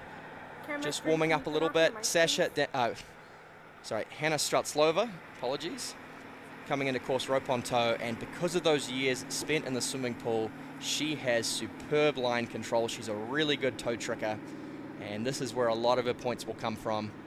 Opens up strong here through this rope on toe pass. Does Hannah Stratlova, wrapping in and out of the line really fast. Bit of a bobble there, had to split that toe out. Goes outside the wake, over the line, a nice toe line O. Toe line back is good. She'll have a toe line back-to-back to finish. Well, that's a good stand-up pass. She has lost a couple tricks though, so after the toe 5 front, she bobbled, stopped in the back. We'll see that on the replay. That's cost her a little bit, and the judges are going to relook at that toe wake line O. The foot was in the water, it seemed like. So I think she's going to lose that as well. So in the end, it will be enough to put her in the lead in the overall, but with Gianina, her strongest event, the trick still to come, she's going to be a little bit disappointed with a couple of these bobbles. So you watch here, she wraps into the line, and then she's supposed to keep going, but she had to stop in the back to recover. Yeah. And then otherwise this was good, but this trick here, the toe line, oh, see her foot is in the water, and because of that, she loses that trick. It's a lot of points, unfortunately. It's about 400 points she's lost. Wow. And then another 200 from splitting that toe. So that's knocked her down about 600. That last flip she fell on was 800 points. So she's lost about 1,400 points altogether. Still a final score 6,800. You said, too, you're in a battle of inches right now, too. Yeah, there's not a lot in this. So her trick score ends up being very similar to Sasha Daniel Skaya's. And interesting, just losing a couple tricks, but you can see how tight the margins are here. Absolutely, and coming having one of the better trickers that you were talking about coming up here, and we've seen a lot of that too, the slapping of the thighs you were talking about. Yeah, it's an interesting move. Obviously, just trying to get the muscles firing in the quads. And you're right, Gianina Bonaman is the best tricker in this field, one of the best trickers in the world. She's one of only 6 women to have ever tricked over 10,000 points. Wow. And she started to do it with a bit of consistency. She's tricked a lot over 10 in recent years. The course record here at Predator Bay is 10,220, held by Canadian Neely Ross. And it's possible, if Gianina tricks really well, that she could take that record today. First and foremost, though, she'll want to get ahead of Hannah Stratlova. And because Hannah is the best jumper, Hannah is probably going to jump 5 to 6 meters further than Gianina. She can't just get ahead of Hannah by a little bit. She needs to get ahead of her by a lot. She needs a big lead going into jump if she's going to hold it. He's our final competitor here, so hoping to start off strong. I love seeing their start, too, of them kind of practice their routine a little bit before they go in. That's right, they warm up. So she is wrapped up here for a 720-degree rotation, wrapping in and out of the rope. Over the wake for the toe wake back-to-backs. Pretty smooth transitions here. She traveled a little on the toe wake back-to-backs. She's recovered well here as she goes outside the line. These last few tricks are crucial. The toe line, looks pretty clean. Over the line again, but she falls after the toe line back, rushing front. She was setting up there for a couple more tricks. Look, she's such a good hand tricker that even with that fall on toes, she's still well capable of taking the lead and having a strong lead through the jump. But still disappointing, falling there towards the end of that toe run. She probably had 1 or 2 more tricks for us. Yeah, it seems like she just got into kind of the center of the wave there, and it was overcame her a little bit too much. Moving really fast. So they land that toe wake line back, and she's trying to come to the front before the rope comes tight. So you get a lot of slack. You have to pull in a long way for those tricks where you jump over the rope. And what she's trying to do there is come front before the hit comes so she can transition really quickly into the next trick. A lot of people will take the hit in the back and then come front. But at her level, it's all about speed, and she's just trying to gain a fraction of a second here or there. So like you said, she's so good in this spot, though, and this will be a key for her to go, what number do we need to see from her here? Yeah, well, so she has a lead, or she's pretty much neck and neck, of course, with Hannah Stratlova. She was only 3/4 a boy behind. So if she tricks anything over 7,000, she'll take the lead, presumably in the overall. But like I was saying, because Hannah is so strong in the jump event, Hannah set a course record here in jump yesterday. Okay. She's in all kinds of form. Gianina can't go in with a small lead. She needs a big lead. She probably needs to trick up over 8,000 points to have a chance to hold that lead. And, her toe run really only losing 1 or 2 tricks at the end. That pass still worth close to 4,000 points. Her hand run, she could certainly trick up over 5,000 points on hands. So she has a real chance of tricking close to 9,000 here.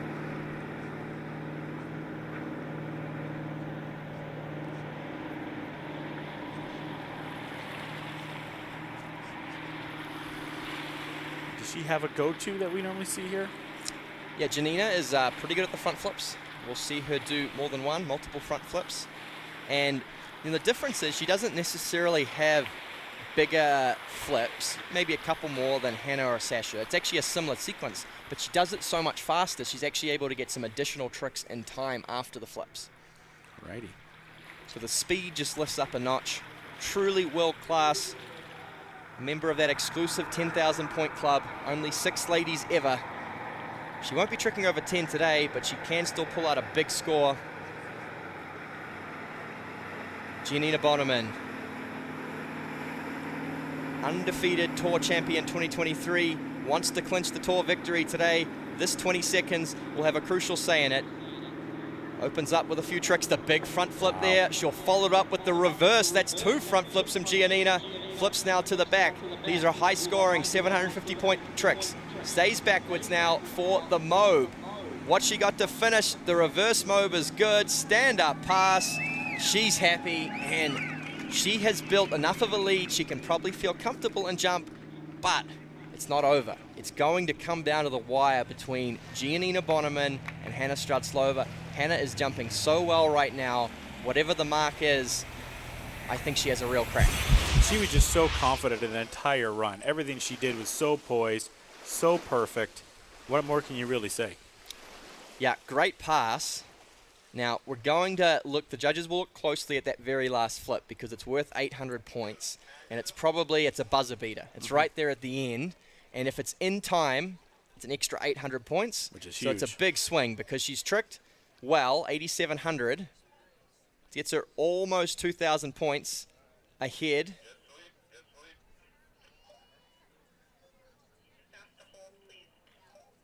So we're still waiting for We're actually going to hold. So we're at the transition of the men's. We're going to hold a second. They're going to look really closely at that last trick because it's critical. It could be the make or break of the women's overall this tour. Provisionally 8,700, but it could jump all the way up to 9,500 depending on the photo finish of that last trick. I hate to put you on the spot, Curtis, but in your opinion, watching this enough, what did you see? I think I don't think it's going to be in time. I think she had just a couple little transitions that could have been faster. They design their runs so it's right at the end of 20 seconds, right? So they don't want to leave any buffer in there. Oh, well, looks like I might be wrong. There you go. Spoke too soon. That's why the judges are over here and we're over here, Josh. But that last flip has been judged in time. Big moment here in the context of the overall. She's gone from a lead that left the door open to a lead that potentially means that it could be out of reach for Hannah Stratlova. Of course, it'll all come down far to how Gianina jumps. And on the dock, we've got another skier. New trick leader, Gianina Bonaman. A little bit of an unfortunate fall there on your toe run, but still putting up a really big score, getting that last slip in time. Huge score for you, big for the overall. Yes, I'm just happy I stood up my hand run. I don't know, I bubbled a little bit on toe wick line O in my toe pass, and that kind of caught my thoughts. And then I just slipped out on the toe front, toe back. But anyways, I'm super happy that I stood up my hand run and the flip was in time, so super happy about a 9,500. Yeah, awesome. Great skiing. Best of luck in jump. We'll see you soon. Back to you guys. Non-stop action on the water from Italy. It's Eduardo Morenzi. And he has not had the best of tournaments, unfortunately, but he's a really great trick skier. Oh, no. Well. You're broadcasting. No, I know. And this is going to be a weekend he wants to forget about. Poor old Eduardo Morenzi going down very early there on toes. He is now completely out of the race, you'd have to say. So Connley Pette should glide in for that third place podium spot. And you can hear the frustration. He's saying some words in Italian and we probably won't translate. Nope. But they're not happy. He's an angry, angry man. And you know, because he didn't slalom super well, he was trying to move super fast, probably too fast, too aggressive through this opening sequence. As he went outside the wake, the toe wake back to back, not really clearing the wake very well. And he does a couple more tricks here. And he just gets away from the boat. And a lot of times you'll see the skiers pull out of those when they're in the back position. They can actually get all the way down, their heads in the water, but you have to stay square. And because his body was just a little bit tilted, you know, his release person tried to hold him on, but in the end he couldn't pull out. So all intents and purposes, Eduardo Morenzi ruled out of this overall battle. How is he in the hand side of things? Really good hand tricker. He'll do a lot of flips, super clean, crisp. But just not enough points there on pass number one. And obviously you'll see some of the frustration there, and rightfully so for him. But, I mean, I guess for the hand side now, he'll just go all out. Yeah, why not? He's just doing it for the crowd at this point. Yep. He wants to put on a show for everyone. And, I mean, you never know. Of course, upsets happen. We've seen a few already. Yep. Like I said, the trick event is where there's the most movement, most likely to have upsets.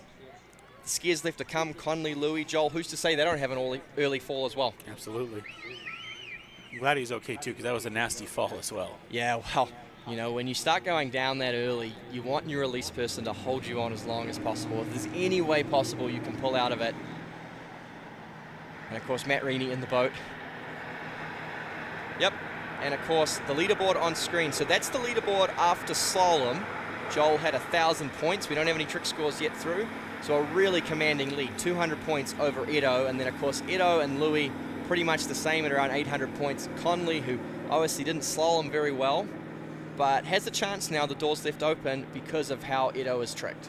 So once we get Edo's score through, he'll vault to the top, of course. He'll have the only trick score through, and we'll keep you updated throughout. We should have some good ideas of what each competitor has to trick to take the lead.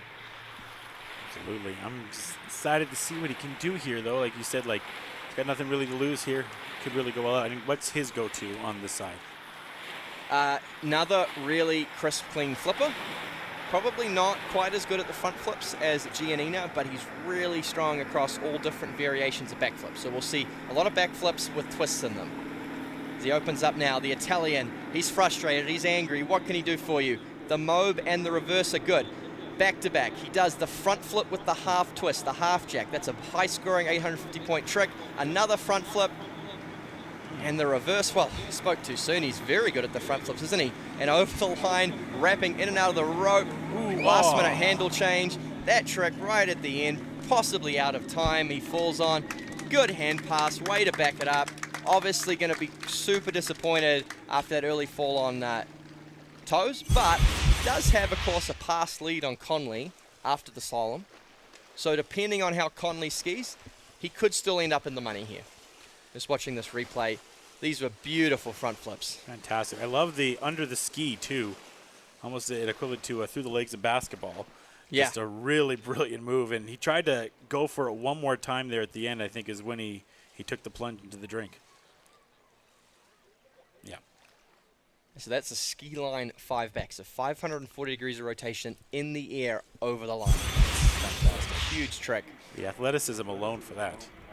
And I quite enjoyed that wake 5 front he does there towards the end. It looks like he's going to wrap into the rope, and he actually does the handle change right at the end. It's a little bit unconventional.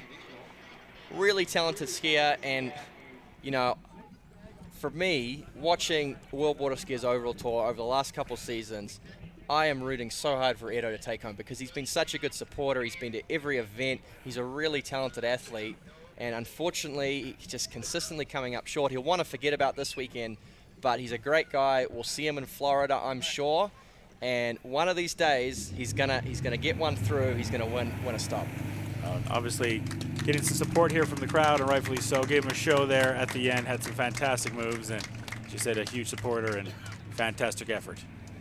So his final score coming through 67.30, which is a pretty good score, and it means that Connley's gonna have to trick pretty big, actually close to a personal best to take the lead.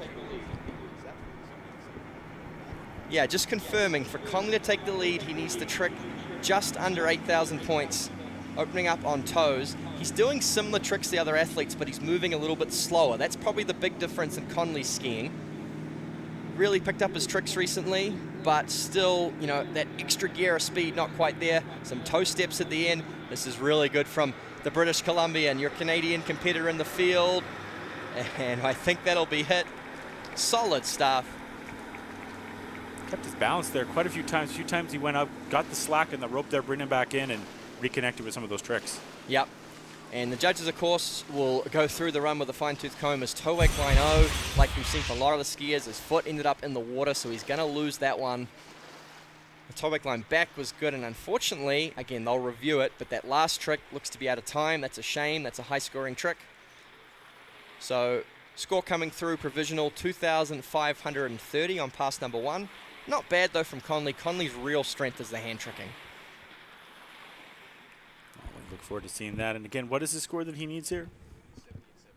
7,870 points. That will push him ahead of Eduardo Morenzi. And the good news for Connley is that jump is his strongest event still to come. Right. And, you know, going into this event, I was expecting him to have potentially the biggest jump score out of all the boys. Now, unfortunately, in practice on Friday, he took a crash. And, you know, we've been talking about the speed they've clocked in, traveling at over 100 kilometers an hour into the base of the ramp. These boys flying through the air. Now, you fall out of the sky at 100 kilometers an hour, sure, you're hitting water, but it hurts. It hurts, yeah. He's come out of it relatively unscathed, but he's battered and bruised. He's achy, you know. He's a young man. He's only about 24, but every time he comes out of a chair, you hear him groan, you know, sort of like your grandpa. Yeah. And you can see, obviously, he's feeling it out there. So in the jump yesterday, he didn't jump as far as he would have liked, but he did get 3 jumps in the books, built confidence back up, and hoping to see Connley jump really far later today. Look forward to that, but looking forward even more to seeing him get the next set of tricks right here momentarily. And then we follow up with Joel and his tricks. Yeah, the action keeps coming. So, yeah, you're right. Connley Pette on the water, Louis Duplan-Fribourg next to come, and Joel Poland rounding out the tricks. So this is Connley, pass number 2, the hands, and there will be a lot of flips from the young Canadian. Revised score coming through, up over 3,000 now on toes. So he set himself up for a big score as he moves through his flip sequence. Just some regular and reverse back flips now, flips to the back. This is good stuff here from Connley. What's he got to finish? He goes over the line, a ski line 360. Ski line back to back is good. He loads up for a ski line 5 back. Wow! I haven't seen these kind of tricks from Connley before. You know, he has been working hard over there in BC. He's picked up some new ski lines. He set a new personal best earlier this year, and he throws a flip, a no-wake flip on the way into the dock for the crowd. And this is great from Connley. You know, the tabulating the score. I think he's done enough. We'll see what the judges think. It's going to be really close. Even if he doesn't inch ahead of Edo, because he's a slightly better jumper, he has a really good shot. Come the jump event, watching this run here. Great crisp flips. He goes over the line.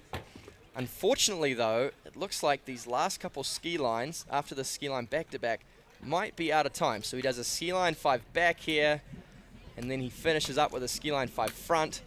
But it looks like those tricks might have been after the end of 20 seconds. So it shows where the speed is critical. He's happy, though.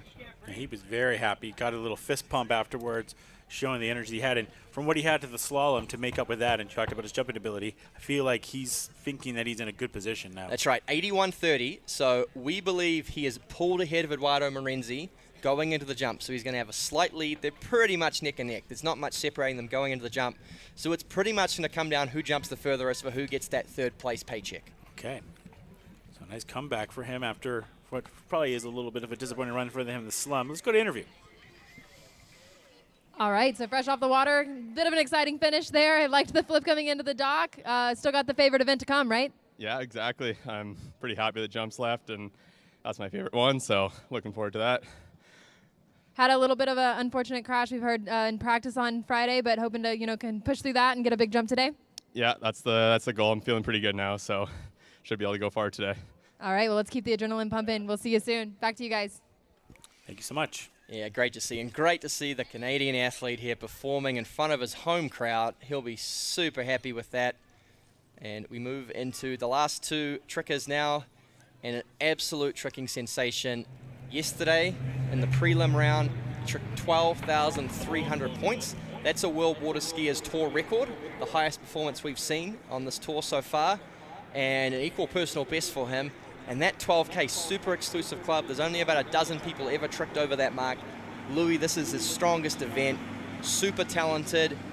You know, I don't know how the French do it. They keep pumping out an assembly line of just phenomenal trickers, and he's right into the flip sequence now. You know, we saw those big, strong muscles work from in slalom. The half jack is good. He goes now for a couple of back landings, flips to the back. He'll go over the line, crossing the wakes. Another ski line 5, ski line 5 front, and then a front flip right at the end. And he throws a couple things right at the buzzer, probably out of time. But I love the unconventional run. We call it the French run sometimes, where they transition from flip to ski line, back into front flip. Most skiers you'll see separate the flips and the ski lines in their run, but not Louis. He intersperses them, and to great effect. And this is a really big hand pass, the score coming in from him.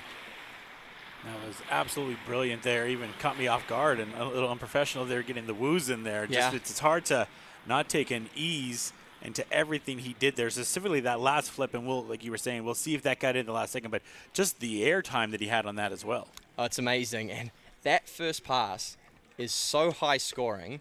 It has outscored all of the girls except for Gianina, and it's beaten Edo. Wow. And he still has a second pass to come. And so which one is normally his strongest? Certainly the hands is the highest scoring of the two. He's a really good toe tricker as well. Love watching the replay here of Louis move through these flips. And this is, I think, my favorite part. So he lands the flip there. He goes over the rope, ski line back to back. Big ski line 5 back. Follows it up with a ski line 5 front. Those are 550-point tricks. And then from the ski line transitions directly into the front flip. That was brilliant. Such a cool trick. And then a ski line O right at the buzzer. And he just did it with so much ease and so much confidence. What a brilliant start for him. Wow. It's revised upwards even. Over 7,000 points on pass number 1. Wow. That is huge. And that means that he is on track with a stand-up toe pass to go up over 12,000 points again. Unbelievable. What a job there from the Frenchman. Wow. Just hearing that hand pass alone before he even comes back on toes has put him in the lead in the overall. Unbelievable. Gives you an idea of how good that hand pass was. Well, what a run for him, and then what a run for the crowd to get to see that. Yeah, that's right. So if you look at the bibs the skiers are wearing, you'll notice that they're slightly different colors. So Joel Poland is wearing the gold bib. So you see that the logo there on the side is in gold, and that denotes that he is, of course, the current tour leader that so far this season. And, of course, like we've said, he wins today. He wins the whole tour. He gets the year-end bonus. Fantastic. And it looks like, too, we can kind of get a little spoiler that Joel's going to go with foot first, it looks like. Yep. But first, we got our specialist. Yeah, this is super cool to watch. Strongest tricker in this field, Louis Duplan-Fribourg. He is so fast on toes. It is phenomenal to watch. He is one of the best toe trickers, not just right now, but of all time in our sport. Can toe trick over 5,000 points. This is why. Lightning quick. The toe lines to finish. Oh, question on that toe line. Oh, I'm not sure he got over the line there. How quick are these toe line back-to-backs? The toe line 5 back right at the end. Lightning fast, but he falls. So no 12,000 point score for Louis. He's going to lose that last trick, the toe line 5 back. He's probably going to lose the toe wake line O. Now, Chief Judge Felipe Leal, he agrees. Just a little bit low to the water, foot in the water, so you got to have the foot out of the water right through the rotation. Watch how fast this is. He comes into course, 720 degrees, lightning quick, wrapping in and out of the line. Goes over the wake, those toe wake back-to-backs, some surface turns. You know, this is at slow motion, but it still looks fast. Big toe wake O. This is the trick he lost. So see his foot is in the water through the finish of that turn, so he won't get scored that. Toe wake line back there is good. How quick was this toe like going back to back? That's unbelievable. And blink and you miss it. He had such great speed in the first place overall as well. Yeah, no, so fun to watch. And then unfortunately this very last trick just falling. But still a good score. He's going to trick up over 11,000 points. Really good score. World-class performance in the trick, certainly for an oval skier as well. But, you know, because Joel has such a big lead after slalom, doesn't have to trick all that much to maintain it.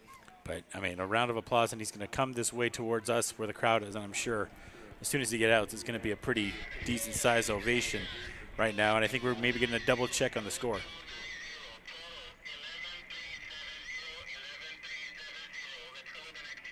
So the score is what you see on the screen right now, 11.370 for the score for him. Yeah, just confirming. So because Joel has that commanding 2-pass lead after slalom, he actually only has to trick 8,250 for him to take the lead in the overall going into jump. And of course, he has the biggest jump score of the weekend so far. So he's in red hot form. But Joel's not looking to trick 8,000 points. He wants to push up over 11,000. Yeah. The crowd shows their acknowledgement for Louis. Right, that was a so sensational hand run, over 7,000 points. Unfortunately, just losing a couple tricks there on toes. Still over 11. And Joel Poland on the water opens up with the toe wake 5 back out of the suicide wrap, moving through. Pretty standard sequence now. So surface turns, wrapping in and out of the rope. Straight over into the toe wake O. He does his toe steps now. Another questionable toe line. Oh, these boys are struggling out there. Toe line back-to-back is good. And he does a toe line front right at the end, tries to hold on. He's riding along on his butt and is released in the end. Yeah, good stuff from him. Probably going to lose a couple tricks, a little bit similar to what we saw from Louis. It's going to be a comparable toe pass. It'll come down to what the judges think on that toe wake line. Oh, well, it was better than Louis, but maybe still a little bit of a question around it. So far, all green.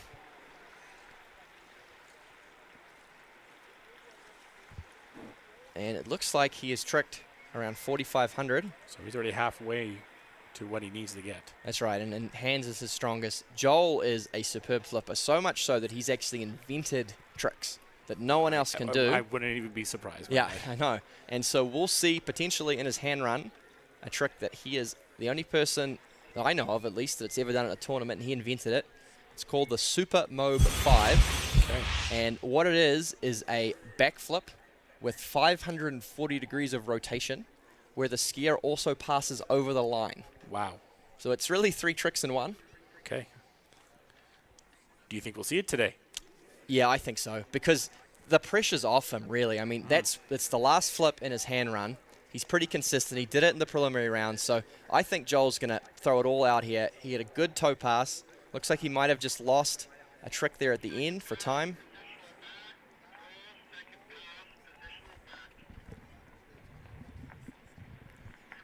Just 24 years old, too. He's an absolute freak. Where they found him, I don't know. Claims he's from London. Some think he's from outer space. His talent's out of this world. Doesn't seem human. And, you know, for anyone on site, you should check out, if you're on Instagram, you should check out Joel Pollard on Instagram, because he has some of the coolest content. A lot of it on his trick ski. He can do a lot of really innovative things out there. And, you know, it's great for the sport. Countless young people, after seeing Joel Pollard on the water, have decided that they want to take up trick skiing. He's making the event cool. He's making it sexy. He's making it fun. And he's just a treat to watch out there. Hits the double up in the corner. Coming in for his hand pass, of course, the stronger of his 2 passes. He'll start from the back. Just doing a couple warm-up wake jumps there. Is the Brit, the current world overall record holder, the current world champion, undefeated so far in the 2023 tour. Stand-up pass here, and he's all but won this one. Big front flip with the twist, follows up with another front flip, flips to the back. Here's the last one, the Super Mob 5. He sticks it.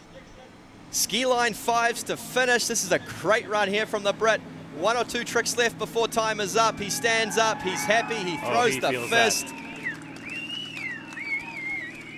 You imagine he throws that fist. He was feeling himself. You know, even the abbreviation for that trick is so long, it almost doesn't fit on our screen. Wow. BF. A little bit of a fall there, or unfortunate fall there on the first pass, but standing up on the second. Feeling good? Yeah, feeling pretty good. I was kind of messing around at the end. I was trying to do toe line front. Never do that trick. So it was like a trick that's not even in my run right at the end. Just why not? So yeah, good little fall. Kind of gave me like a pass to like mess around a little bit because it's like short running. So I messed about on the hand ski and yeah, felt pretty good in the hands. Good, good. I liked the no rope flip here at the end. Always giving us some style coming into the dock. Yeah, I mean, I ski good when I'm having fun, and I'm having fun today. That's what we love to see. It's definitely entertaining for us. Back to you guys. Thanks so much. Yep, fantastic skiing. Joel over 11,000 points, Louis 2. Louis has the top trick score, but because of Joel's commanding lead after slalom, he will go into jump as the favorite, and barring a major upset, he will win here today in Calgary, and he will take home the Tour Championship. The always exciting jump event coming up next. I know you've been looking forward to it all day, Josh. Yes, sir. We're going to have a quick delay here just while we change out a few buoys. We should be back underway with the jumpers, the women's jumpers first, in 5 minutes, I'd say. Absolutely. Look forward to that. See you soon.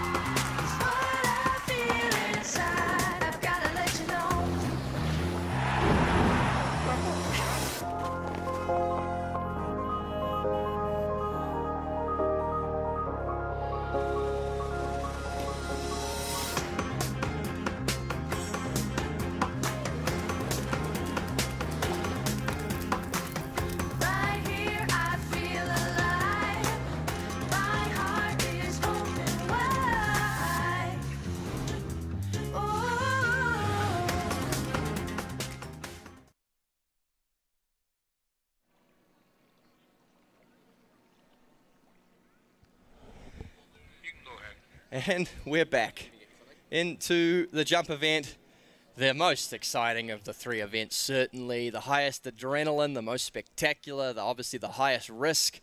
And I'm sure it's what all of you fans have come out here to see. This is one of the best sights in the world for watching jump. The ramp is so close to shore. We get to sit right in front of everywhere from their turn to the ramp to the landing zone, the VIP tent down there. You know, we'll be enjoying spectacular views. And after slalom and trick, a clear picture starts to form of what people need to do to win. So we look at the women's slalom. After slalom and trick in the overall, Bonaman has a clear lead, 300 points clear of the rest of the field. Stratlova, though, jump is her strong event. She can potentially close that gap. And then it's a battle for the bronze between Paige Reinie and Sasha Daniel Skaya. Paige's lead actually grew a bit after all the trick results came in, but Sasha is a bigger jumper, so that's going to be a close race, and Sasha should be able to pull ahead if she jumps well. So lot of dynamics. We're battling for third, we're battling for first, and Gianina Bonaman, of course, if she wins, undefeated so far this season, it's a 4-stop tour. You take your 3 highest scores into the final standings. She wins today, she wins the tour. Absolutely, and right there, like, left to go. Just going to circle it before we changed up there. Got the jump and kind of explain the rules for the jump for everyone. Right, so the boat will go down the middle of the lake at a set speed. For the girls, it'll be 54 kilometers an hour. Top scores in this event should be up over 50 meters. First up will be Paige Reinie, jumped the weakest of her 3 events. Looking to hold on the 3rd spot, though, so maybe she'll have a crack out there. She hasn't quite been 50 meters, but she has been in the high 40s. The last 3 girls, you know, are all girls that compete regularly in professional jump tournaments as well. They're super strong jumpers, and we should see them push up close to, if not over 50 meters. Super excited. Hannah Stratlova yesterday set a course record. The best performance ever here in Calgary, jumping 54 meters. Wow. So we're getting ready for Paige to come up here and try to set the mark early on.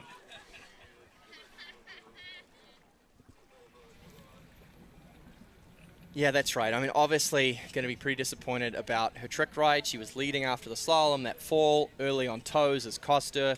But, you know, there's money on the line. She's battling now for 3rd. She would have been like to be battling for 1st. But, you know, it all matters. It's tour points, it's money. There's a bonus at the end of the season for the top places on the tour, as well as, obviously, money for today at the Calgary Cup. A lot going on in the context of the World WaterSkiers overall tour.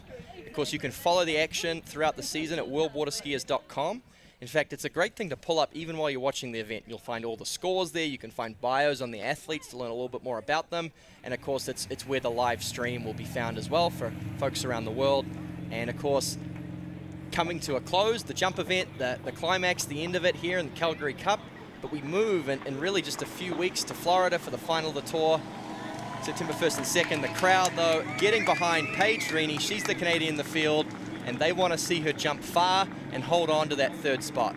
So Paige Reinie will start us off here, and as you said, they want to see her go far. They want to see what she can do. We're looking for a big jump here for Paige Reinie.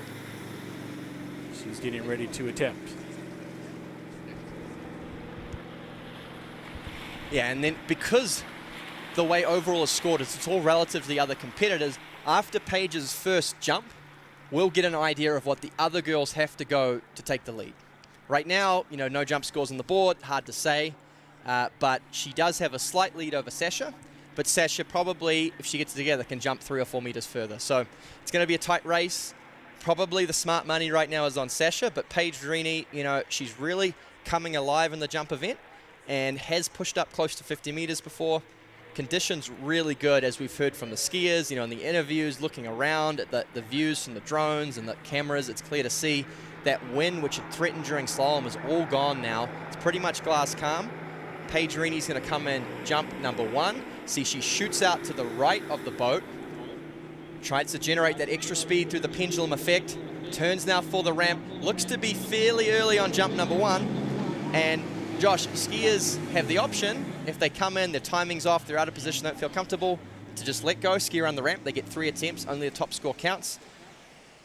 So we're just going to keep you in suspense a little bit longer to see your first jump. Yeah, I'll keep us all in suspense. It's all in suspense. So what did you see there? She was too early, so you could kind of tell the way she turned the skis. If she had held that trajectory, she would have skied around the ramp, right? So you want to be aiming sort of to the middle of the ramp. And you got to think about it, this ramp, you know, not super big, but because you're traveling at an angle, your window of opportunity to hit the ramp and stay on it through is really only about half a meter. So, you know, it's very fine margins. You got to get the timing just right to hit the ramp. Let's check out the replay. Yeah, this is a cool angle because you can kind of see what she was seeing out of the turn. And she comes in and see how she was pretty much just going to clip maybe that left-hand corner, wants to be aiming more at middle. And so she'll make some adjustments. They have timing buoys down the end, which again, similar slalom course from the same place everywhere they go in the world. She'll make adjustments down there at the 600 football and get it more dialed in for jump number 2. And also you can kind of just take your time having the multiple jumps like you said too, and see how it's feeling for you when you go up and shooting too. Yeah, I mean, that's the beauty of the jump event, is that it's probably not quite as cutthroat as slalom, certainly tricks, because you get those 3 attempts. But, you know, it's a tough sport, and, you know, mental game is pretty much everything in the jump. You got to be confident out there, willing to attack the ramp. Paige, probably a little bit timid at times. Certainly, she'd be the first to admit that slalom is her favorite event. Comes now jump number 2. This looks to be a better spot. Still pretty early, though. She comes up and lands. Beautiful land there. We'll see what the spot is. It sounds like 4.9, 4.6. So those are the boat times coming through. It'll take a second. It'll come up on the scoreboard across the lake. That should be up over 40 meters. Yep, 43.2 to open. So solid opening jump, but of course, because she passed the first, she only gets one more attempt. It's good, but it's just left the door pretty wide open for Sasha Daniel Skaya. She needs to push up into the high 40s. Now, good deal of speed, and actually came off the ramp pretty good position. She was pretty forward over skis, but if you notice through the ramp, she kind of buckled a bit at the waist. So we'll get a replay and we can kind of walk you through that. Cuts now to the ramp. Still pretty early, but hits the middle, and watch the chest just drop there through the ramp. So because of that, we call that an upper body crush. So it's not quite as bad as a full crush where the knees and the legs buckle, but you do lose some valuable distance because you're not able to hold the pull. You know, the boat's still accelerating as you come off the top of the ramp. She wasn't able to hold that pull, so losing some speed. Again, a little bit more here. What, if you're her, what number do you think you're aiming for right now in this last jump? I mean, obviously it's relative to what you're capable of and what you can do safely. But, you know, she can go 47, 48 meters. I think she won't be happy unless her score is over 45. But realistically, to stay ahead of Sasha, she's probably going to need to go 47 odd meters. We'll see what she can do here on this next attempt. It's back on that outside for the pendulum. Coming in here, we'll see if she's able to gain enough steam to come in. Comes up high, goes down. So she went really late there. And you could hear probably it too. Outside of her comfort zone. She was trying. That's not going to be very far, unfortunately, because she crushed through the ramp. But she knew she needed a really big jump. That was gutsy stuff from Paige. I'm not really used to seeing that from her, so I'm super impressed. Only 40.5. And it's again, you go later, it's a high risk, high reward type situation. The load of the boat gets so much stronger. And we'll see on the replay, she's not able to handle it and just kind of crumbling there as she hits the ramp. And the sound it made too when she went up. Notice how much closer she was to that bottom right-hand corner. Yeah. Much later. I think if that would have been one that she would have maybe passed if she didn't have. See what she can do. So the mark right now you were saying was 46? No, it's even lower. 44.5 is all she needs. 46 was the highest for Paige. No, Paige's best was 43. 46 was what she was sort of shooting for, we think. Okay. A lot of numbers, I know. A lot of numbers, yeah. You know, Statsman Bradley Gibbons keeping us in the loop on what each skier needs. Should really give the credit to Alexa Valchuk. She did the work, so thanks to her. Got a great system here calculating what each skier needs so they can know before they leave the dock. For Sasha, it's 44.5. Now, interesting situation for her because probably she performed good work from Sasha. And we're going to hand it over to Ellie Nicholson, who's got with her Paige Reinie. All right, so here with Paige, all 3 events done. You know, you took the lead kind of early in the beginning. How are you feeling after, finishing up? I'm a little bit disappointed, honestly, but it's skiing, that happens. Everybody has their bad days and good days, but I'm just excited to be out here in Canada. I want to give a shout out to my family, my grandma and grandpa. I know they're watching. I'm very thankful for my whole family supporting me and all of my sponsors. So thank you guys. And now we're looking forward to a week spent in Canada before Nationals, right? Yeah, so we're going to be here for a little bit, and then we're going to go to Nationals, and it's always fun to see a bunch of familiar faces I haven't seen in a couple of years, so I'm really excited to get up to Edmonton. All right, awesome. Great skiing today. Back to you guys. Okay, we watch now on the drone footage, so to get even wider here, they actually cut out to the left and then back to the right, so generating even more speed and width on that pendulum approach. She turns now for the ramp. She's gone later here. This is a late cut here from Sasha Daniel Skaya. Can she hold on to this one? No. Oh, well, if she had held on to that one, it would have gone one or two ways. It would have been a huge jump, a new leader, or we would have been calling for the stretcher. So probably the smart call in the end. She's already got the 3rd place check. She's jumping for the crowd now, but she wants to go 50 meters. She's a really good jumper, and she's well capable. Let's check the replay. I mean, from this angle, you'll have an idea of how late she was. She was probably aiming at the white part of the ramp, and that's not where you want to hit. No, I don't think so. As much as we love Red Bull. Yeah.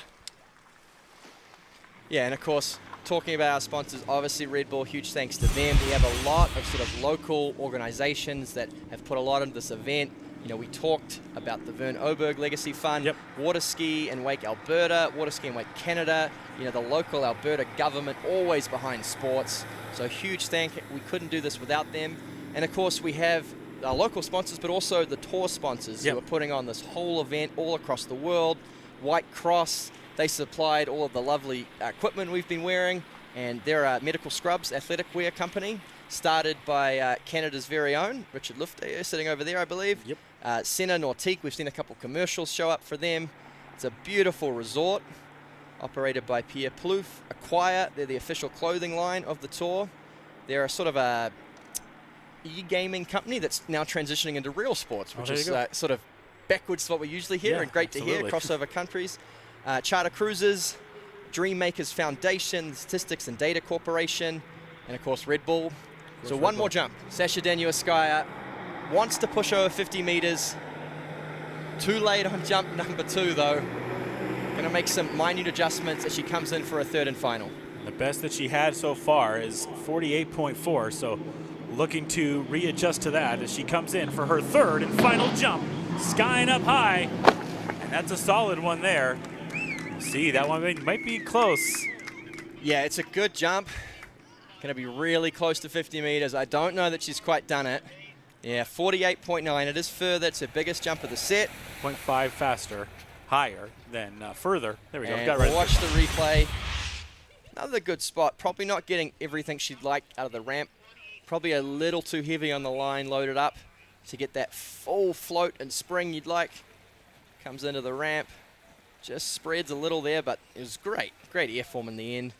She's such a strong jumper. Maybe a little bit out of form this season compared to where she's been in previous seasons. She has jumped all the way up to 55 in the past, but this season has been struggling to crack 50 meters.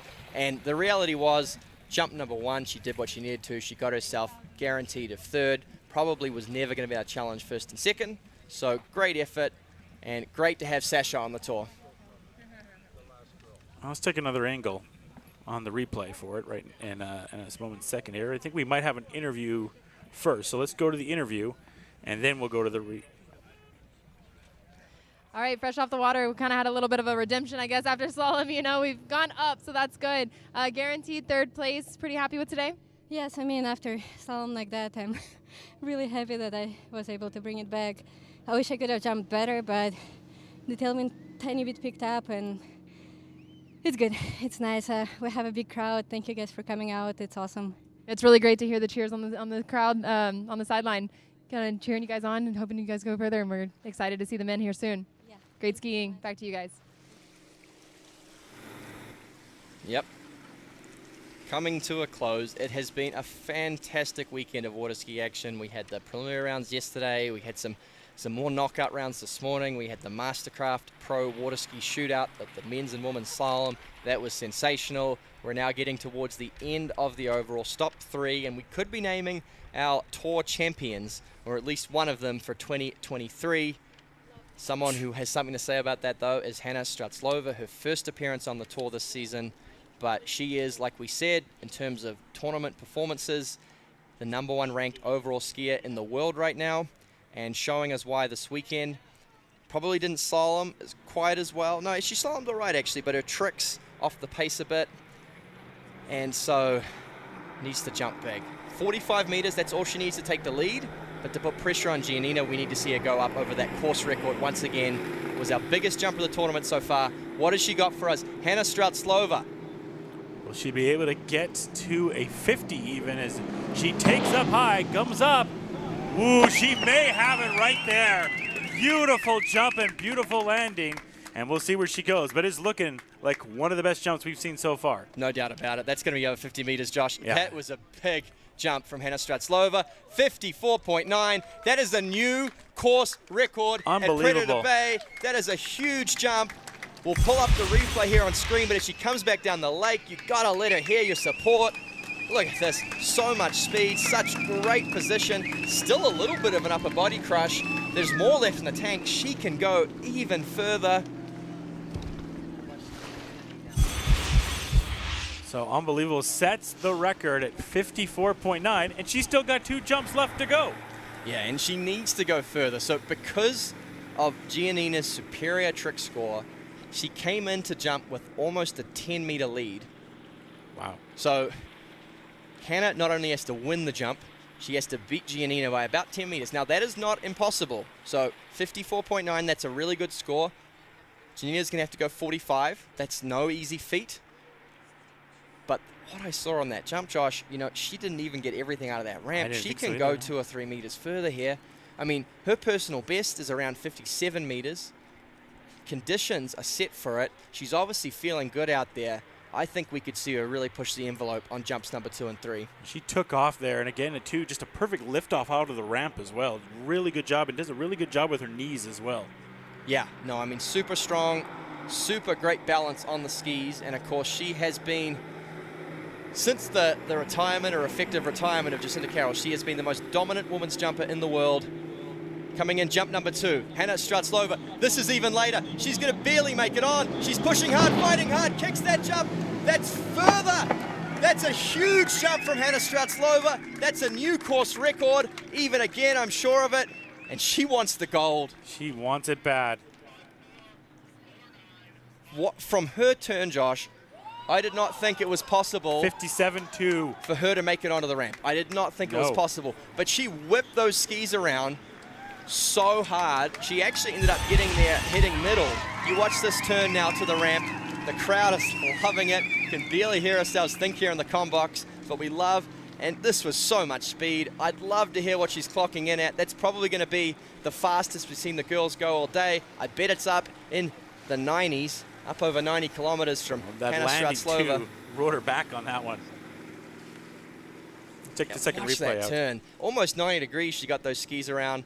And this is a beautiful jump, and she got everything out of it. You know, a lot of times we see the skiers go later, they carry more speed, they really struggle to control things through the ramp. No, not Hannah. She's a seasoned pro. She went later, and she controlled it. 57.2. You know, that's right up around her personal best, probably within half a meter of her all-time best performance. Pulling it out here today in the Calgary Cup. It shows you just how good this facility is for water skiing. And she's now beat the course record back-to-back times. Will she be able to do it a 3rd time? Well, she'll certainly hope so, because she wants to put even more pressure on Gianina Bonaman. This has made this interesting now. Gianina now has to jump about 47 meters. Now, she jumped 49 in qualifying, but 47's tough. So this is great performance from Hannah Stratlova. One more jump to come. She might just freestyle here and just see what she can really do here and get as much speed as she can before she does this last speed here, this last jump here. She comes in for that final jump, going up high.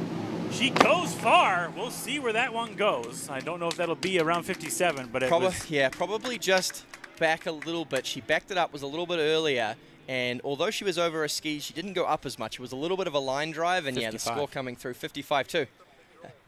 Still, well, watch the replay. We're acting disappointed from 55-2. That is the second largest jump we've ever seen in Calgary. 55-2. Watch this jump. Lots of speed, but, you know, didn't go up quite as much as the other jump. She kind of split a bit on the ramp. This is fantastic footage we're getting here through. That's her second best jump. Yeah, second best jump ever here. And so she went out in a set.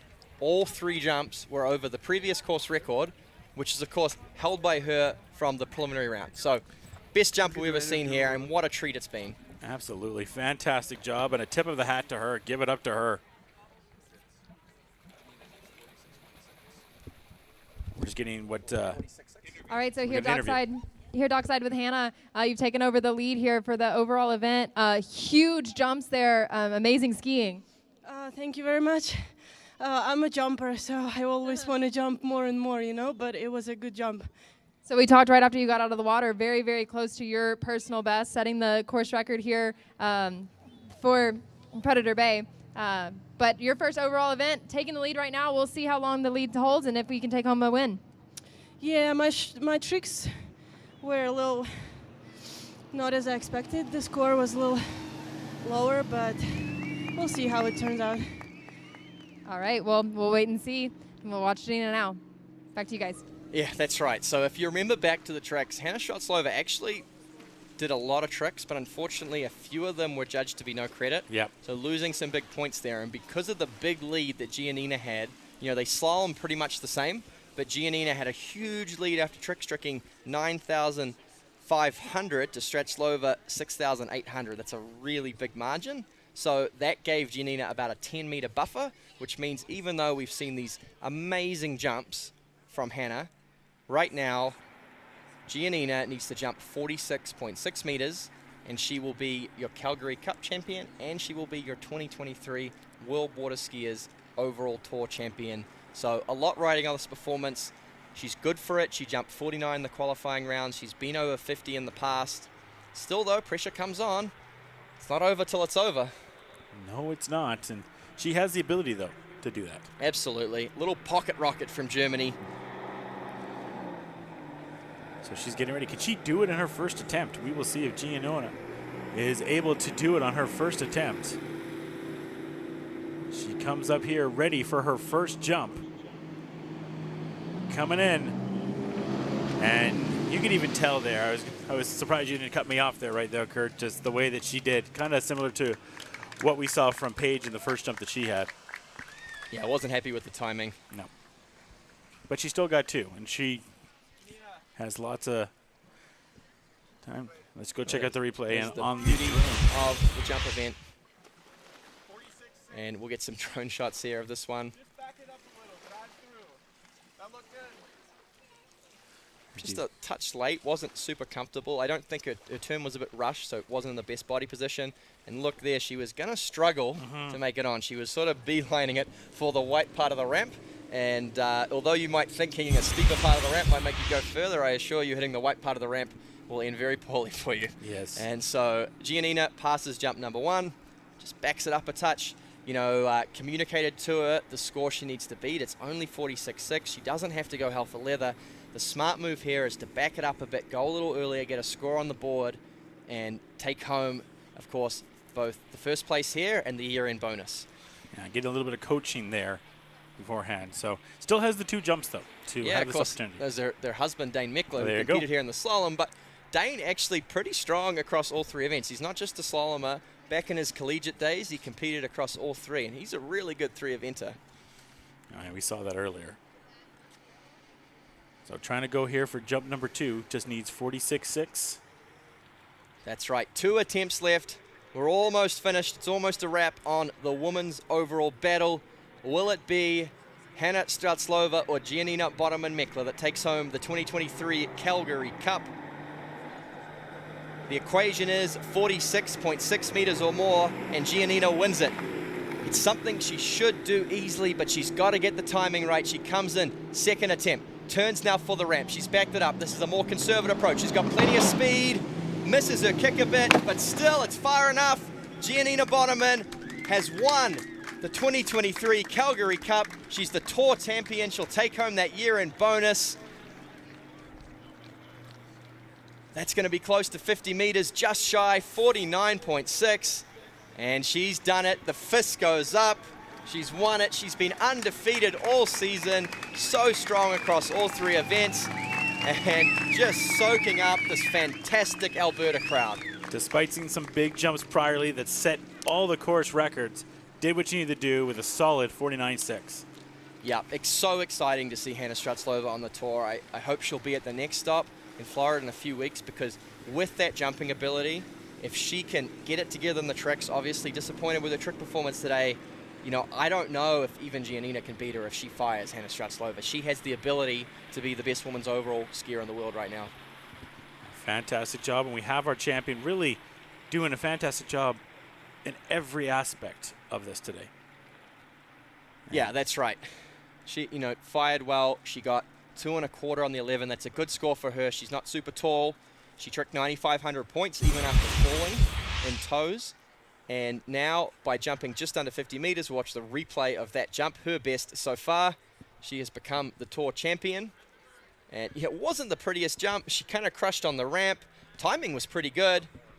It'll be interesting to see if she takes this 3rd jump. Yeah, she may just decide to ski into the crowd. Well, I think she might go for it. I think she might be going for that course record still. So watching the replay, but live on the water is Gianina Bonaman for his 3rd and final jump.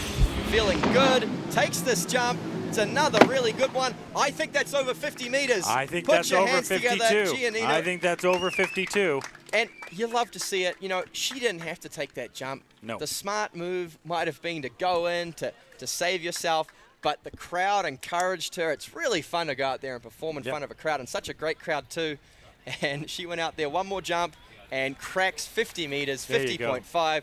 What a way to end her set. Congratulations. And we watched this jump again, and this was so much better than the one before. Similar spot, but she got the lift. She didn't buckle quite there through the ramp, was able to ride the line right up through the air. Helps being super light, and she knew it. As soon as she landed, she threw the fist. She's a very happy young lady.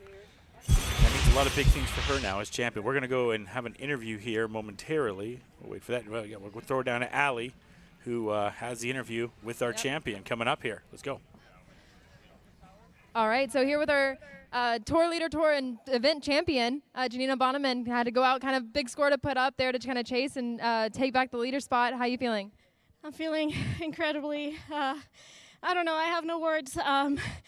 Like Hannah going out there and jumping 57 meters is just incredible. I mean, that's unbeatable, like in the jump event. But in the end, it really comes down to overall, to all 3 events. And you got to be there mentally and stay focused and perform well in every single event. And I'm just so thankful that it happened for me today. Yeah, so that's a little bit of what this tour is all about, showcasing, you know, the best across the board in all 3 events, and that's you. So congratulations. Thank you. All right, back to you guys. Wow, the smile on her face says it all, doesn't it, Josh? Fantastic. She is super happy and so well deserved. She's been the in-form women's overall skier so far this season, and she's, you know, battled it out every stop. She's won every event so far. Even though she's won the Tour Championship, she's going to go to Florida, and she wants an unbeaten season. Yeah, I can't blame her. And you talked about it, just an absolute fantastic performance on all realms, and getting to see all the love she's getting right now and a lot of emotions there. Able to take this one in. It wasn't easy to get there either, as Slavana had the big jumps that made her work for it at the end there. Oh, how impressive. 57.2. And what I love about that score is that all 4 of the boys should jump further than that. But if they have an off day, it's possible she's going to beat the boys. That's and amazing. I'm sure she'll let them know all about it. So not only are they battling it out for their own championship, but the boys are going to have to get ahead of Hannah Stratlova, who has skied so well out there. Now, the ramp has been raised to an even higher, so it was at 1.65, now it's at 1.8 meters high. It's a steeper angle, a higher ramp. And we're about to pull in our first men's competitor, Eduardo Morenzi, who's obviously not had a super great tournament. Early fall on toes. He didn't slalom anywhere near as well as he would have liked. He's disappointed. You know, we saw him coming out of the water. The emotion on his face was palpable. But what can he do for us here in the jump? He'll want to get a score under his belt, feel good about himself at the end of the weekend. You can tell he's a little hyped. He's hyping himself up, stomping those skis in the water right there to get himself going. Is there anything that he can do to get himself into a third right now? Absolutely. We look at the leaderboard. He's actually sitting just ahead of Connley Pette after the slalom trick events, because remember, Connley had an absolute shocker in the tricks. But, of course, Connley is probably the better jumper than Eduardo. So he's going to jump really well and hope that his lead holds through the jump event. So yeah, right now he's in third. He certainly could maintain that, but he has to jump well. All right, well, we'll see where he can go for the jump. And what is the course record for the men? Oh, it's pretty big. It's over 70 meters, which is just sensational. Freddie Kruger holds that from, I believe, the 2009 Worlds. The biggest jump we saw yesterday was 65. 70 meters is tough. So we're looking at that, almost that last yellow? Yeah, okay. It's such a long way. To jump that far, we probably would need a head breeze. So conditions really nice, no wind at all. But to go up that far, we need a head breeze. But we will see these guys push up over 60 meters. Getting ready to come in for his first one. We'll see if he's able to come in and land it right off the bat and go off the ramp. As you said, a higher elevation on it, and no, he's not going to like it, and obviously not thrilled that he wasn't able to get to it. Yeah, showing us the frustration in true Italian fashion with his hands as he came around the corner there. And it's just nothing's quite going right for him right now, is it? And we just would love for him to push up over 60 meters. He's capable of it. But yeah, you're right. The altitude can have an effect on the jumpers, but we're not. I mean, we're a kilometer above sea level. We certainly jump at higher altitudes. Let's take a look at this pass from Eduardo. Just wasn't happy with the timing. And the beauty of the three jumps is you get, a couple more jumps to dial in. So he's had a look there. He'll make some minute adjustments, and he'll figure it out for the last couple. You must see in the first one a lot of passes, because a lot of these jumpers, I'm sure, taking the opportunity to kind of gauge what they need to do. Yeah, that's right. It's probably the most common jump to see a pass on is the first. We've seen it for a few other competitors. And Edo no different. He gets two more jumps to come. And again, if he jumps big and leaves the score for Connley to chase, he could still pick up the bronze here, which is worth a lot more to him in terms of prize money. And of course, in terms of core rankings, he has finished third at every stop so far this year, which is not quite what he wants, but it's great consistency. He'd like to keep it up. He starts right here with the jump right now, and followed by the Canadian after you said is a fantastic jumper.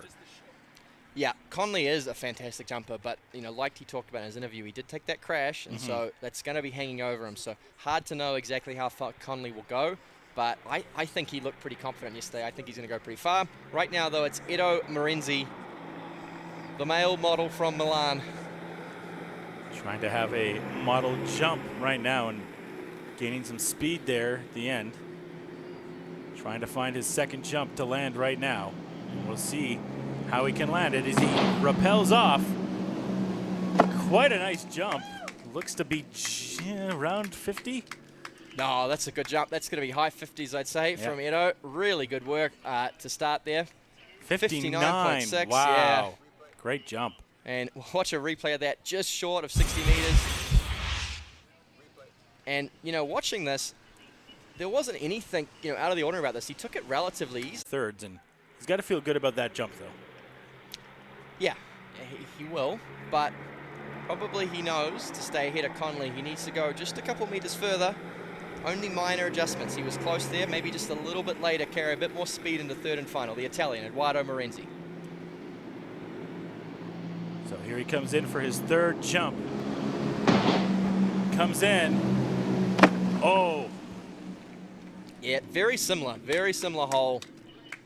I don't know if it's going to be any further. No, it might be a little shorter, actually. It's a good jump.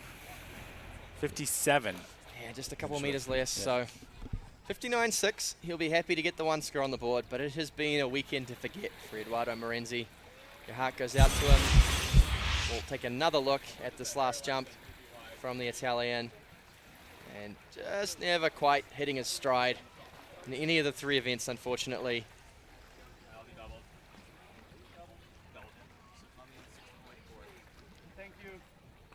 Good jump here. He tried, but just missing his kick a little bit, rocking onto his heels through the air and going less in the end. And confirmation coming in. So for Connley Pette to move up into third place ahead of Edo, he needs 60.4 meters. So he's been set a target. It's achievable, but it's going to take a pretty good jump from Connley Pette, the Canadian. And again, for our live spectators, and I guess for the ones on YouTube watching it, that'll be that third last red one, Dewey, right there. So just to get over that. Yep, that's right. Be able to get himself into third and get a podium spot.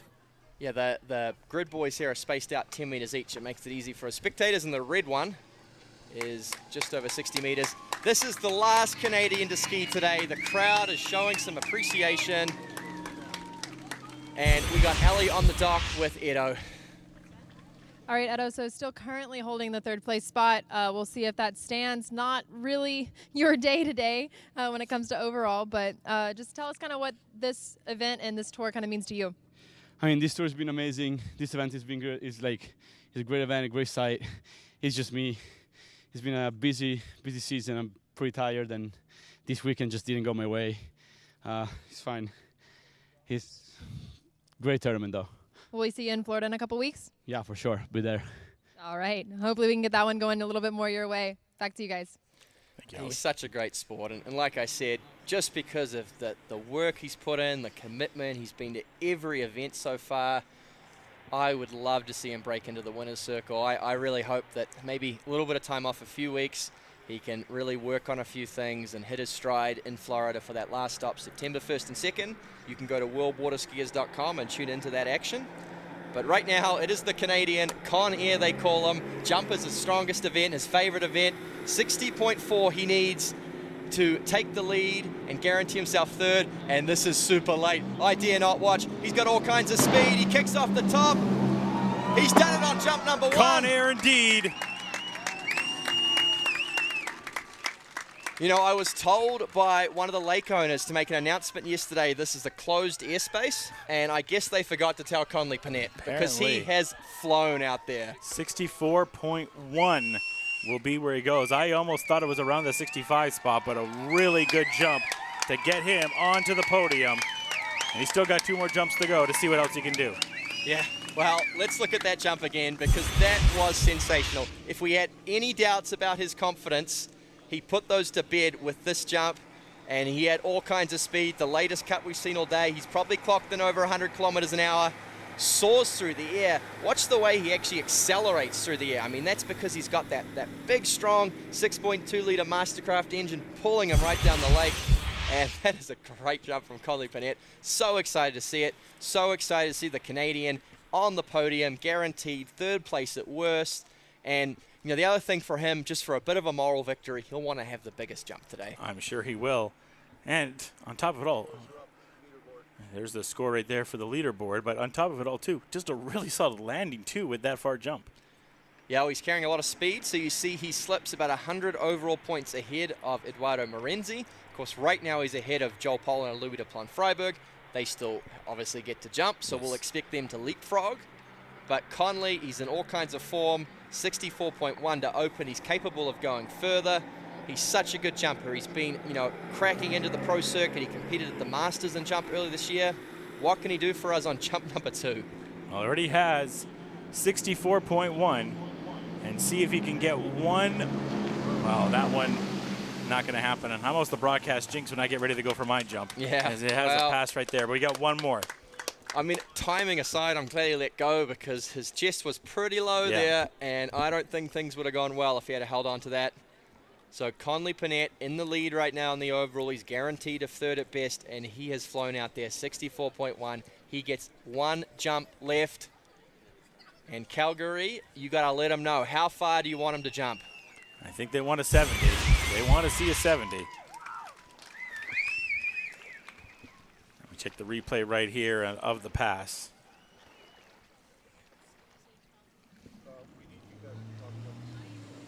And let's talk about the speed gun. What's going on right now? We have some of the Mounties out there. Yeah, well, so the other thing these boys are shooting for is we got a Mountie on site with a radar gun, and apparently the speed record is held by Jarrett Llewellyn, of course, tour organizer, all the way back in 2009, of 109 kilometers per hour. Okay. And so, particularly the young Canadian boys, they have been gunning for that. The fastest Connley clocked in yesterday, it was 101. But I would love to get a reading on that first jump because he was traveling at a great deal of speed. But it's a fun little friendly rivalry with the Canadian boys. Yep. Yesterday we saw them really throw it out there. You know, Thomas Daigle narrowly missed the final. Jacob Chambers, another BC boy out there, he actually went out the back. Looks like we're going to get some speed through. How fast was that last one? 98. 98 on the pass? Yeah. I bet he was over 100 on the one before. Fantastic. So 98 right now. And you were telling me that off air too. There's been a little bit of a competition right now to have the speed up. We have our fantastic inside reporter just giving us that information. Yeah, boys will be boys. Connley Pette, third and final jump. 64.1 on the board. Can he go further? Can he fly out there? Conair, will he lift off? Oh, this is late again. He's got lots of speed. Off the ramp, building, soaring, flying. It's a good jump, but his skis spread. Yeah. He lost a bit, so it's not going to be as fast. 64.1 will remain his best. So did enough to secure himself a podium spot. And let's check the replay. Yeah, I mean, you'll see he had the speed to go far again, but obviously not able to hold that load. I mean, we talked about the load the slalom skiers are holding on to, and jump even higher. So they're holding that, 500-600 kilos of pressure as they hit the ramp and try to extend. And it's subtle there, but through the ramp, his skis just spread out a little bit. He broke forward at the waist, and you lose valuable distance. That jump, 57.2, had the speed to be another 64, 65-meter effort. Fantastic nonetheless. He's going to get a huge ovation for landing himself on the podium. I believe Ali is going to get ready to talk to him momentarily here at getting to have a Canadian on the podium. Obviously super exciting here, and we go to Ali right now. All right, so fresh off the water, you said, you had a little bit of a crash on Friday, went huge on the first one. Pretty happy with that? Yeah, I'm super happy. I had a couple of crashes in the last week, so it sucks coming back after a crash, but to be able to do that, I was super pumped. Tell us what it's like having the crowd here cheering you on. It's so nice. As soon as I got out there, all the adrenaline kind of picked up. I saw everybody. I was like, oh, this is sweet. This is going to be good. And then first one went pretty much how I wanted to go, so I'm happy. That's kind of what you're in it for, right? Yeah, exactly. All right, well, guaranteed third. Congratulations. Back to you guys. Thank you so much. And congratulations to Conair. So exciting. His first podium finish at an professional overall tournament. We're really excited about that. And hopefully we'll see him travel down to Florida for the last stop. And we move into the final two. This is where the winner will come from. Joel has a pretty big lead, but Louis has been such a strong performer over the last couple of years. A young man out of the south of France. He recently set the French national jump record, jumping 68.1 meters on the opening stop of the World WaterSkiers overall tour there in the south of France. And he's just so good across all three events. It's a huge shame about his slalom. But, he puts out a big score. You never know what could happen with Joel. Joel's fatigue setting in. It's going to be his fourth set of the day. So yep. We'll see what Louis is able to do. Louis brings a lot of energy, too. And 68, not too far off of that 70 mark, although inches are plenty here in this event. It just gets harder and harder to get those, it's a game of inches there towards the end. But he's a really strong jumper. He jumped up over 60 meters to qualify, second top seed. And only Joel Poland went further than him yesterday. Indeed, an exciting opportunity here for Louis to see what he is able to do to try to take the lead here and try to see if he can get Joel Poland a little bit sweating in those final jumps or not.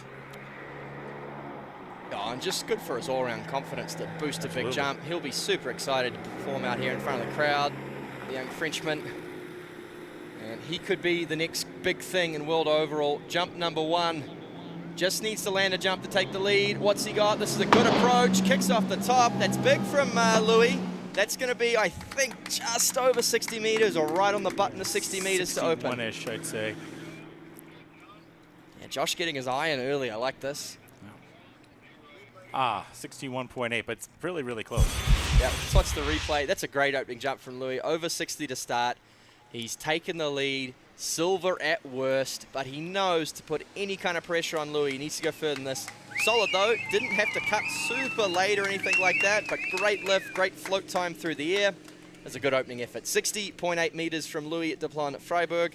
He takes the lead, but he knows he needs more to put any kind of pressure on Joel Poland. He probably wants to get around that record that he does have of that 68, but it's a lot more to go.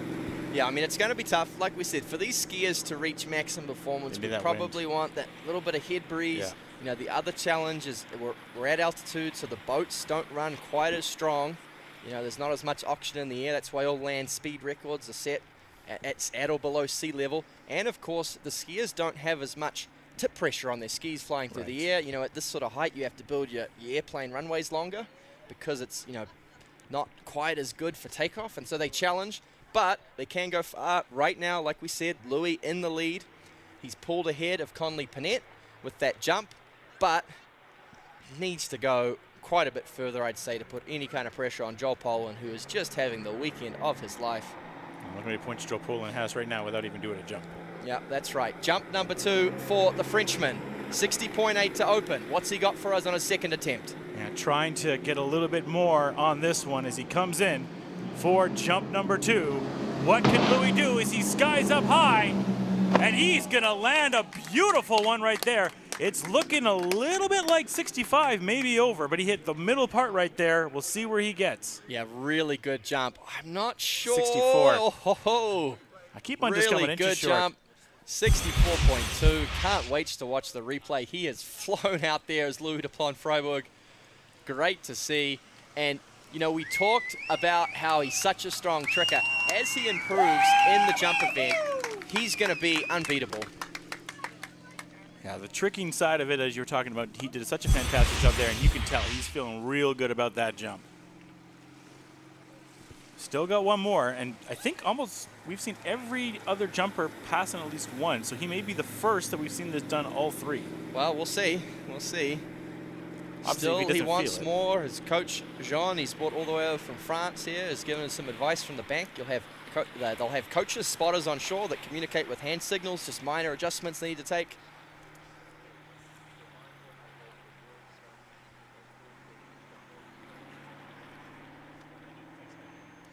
So coming to a close here, the 2023 Calgary Cup. What an event it's been. It's been non-stop action. We've got 4 jumps left. 1 from this man, Frenchman Louis Duplan-Fribourg, 3 from Joel Poland, or less, depending on how quickly he gets the job done. And we want to see him go further. 64.2, that's a really good jump for him. But conditions are set. The boat is strong. Everything's in alignment. He could fly. He's coming up on his 3rd jump here. Can he fly just a little bit further past that 64 mark that he just said as he goes for his 3rd and final jump, and he's going to be You've jinxed him, Josh. Every time I'm the passing one. He's a happy man, though. He's 64, happy, that's a really good jump for him. He's probably, by all accounts, going to finish up in 2nd place here. That was probably always the case after Joel's huge lead in Slalom, but 64 is a really good jump.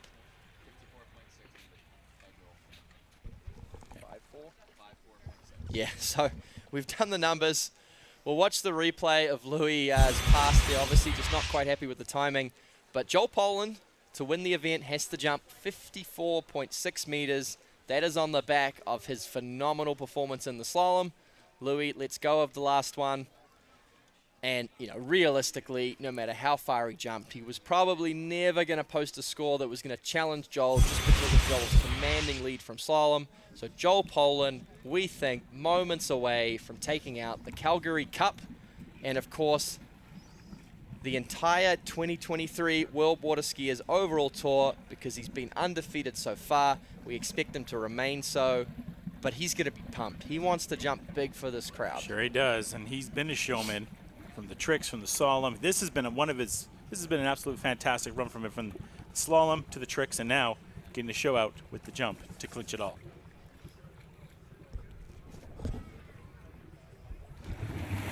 Okay, he's got, see, a full body speed suit on there. That's to cut down on wind resistance. Interesting, okay. Help him fly even further out there. Comes down the lake. I am sure the Calgary crowd has loved every minute of Joel on the water, and they will let him know. He's a celebrity here. You know, Rightfully so. we've talked about one of the sponsors, Shoe Swap Ski and Board, and they showed us the T-shirts, new T-shirts they have. They have Joel Poland on their T-shirt up here. So he's a local celebrity. He's the poster boy. He is. Rightfully so, trying to put himself on a poster and take away another win and rise up top that podium that he's just getting way too used to. Yeah, he's been a fixture on top of the overall podium, and he's really a triple threat because, you know, we saw him take out second in the slalom earlier today. He's won Pro Tour events in jump. He's won Pro Tour events in tricks, and he's been unbeatable on overall. He really just can't put a foot wrong right now, this young man. So, you mentioned to 54.8. Yeah, about 55 meters, all he needs. Pretty much, he lands a jump, he'll have won it. He'll have won it, okay. Getting ready to come here with his first jump. Yeah, wow, he's a fierce competitor, the young Brit. Super talent across all 3 events. He'll come in jump number 1. Can he take out the Tour Championships, the Calgary Cup? Absolute nerves of steel, this young man. Wouldn't shout in a shark attack as he cuts now. Jump number 1, he's got lots of speed, comes off the top. There it is, he's done it, jump number 1. He is your champion, Joel Poland. That's gonna be over 60 meters to start. He doesn't muck around. What's he going to do? Is he going to do more jumps for the crowd? I think so. Might. Watch him around this turn. Sometimes he does moves like power turns. Obviously not this time, but you got to keep the camera on him at all time because you never know when he's going to do something spectacular. Score comes through, 62 meters. Make some noise, Calgary. He is your champion. And, I mean, the other skiers have to be looking around right now thinking, how on earth do we beat this man? What a jump from Joel Poland to open up. Straight into it, 62 meters, and you know he's won the event. What does he do? Does he want to do a couple more jumps? Does he want to come in? He wants a course record. Yeah, well, we saw what already did with the slalom. What he did there. He would love the course record.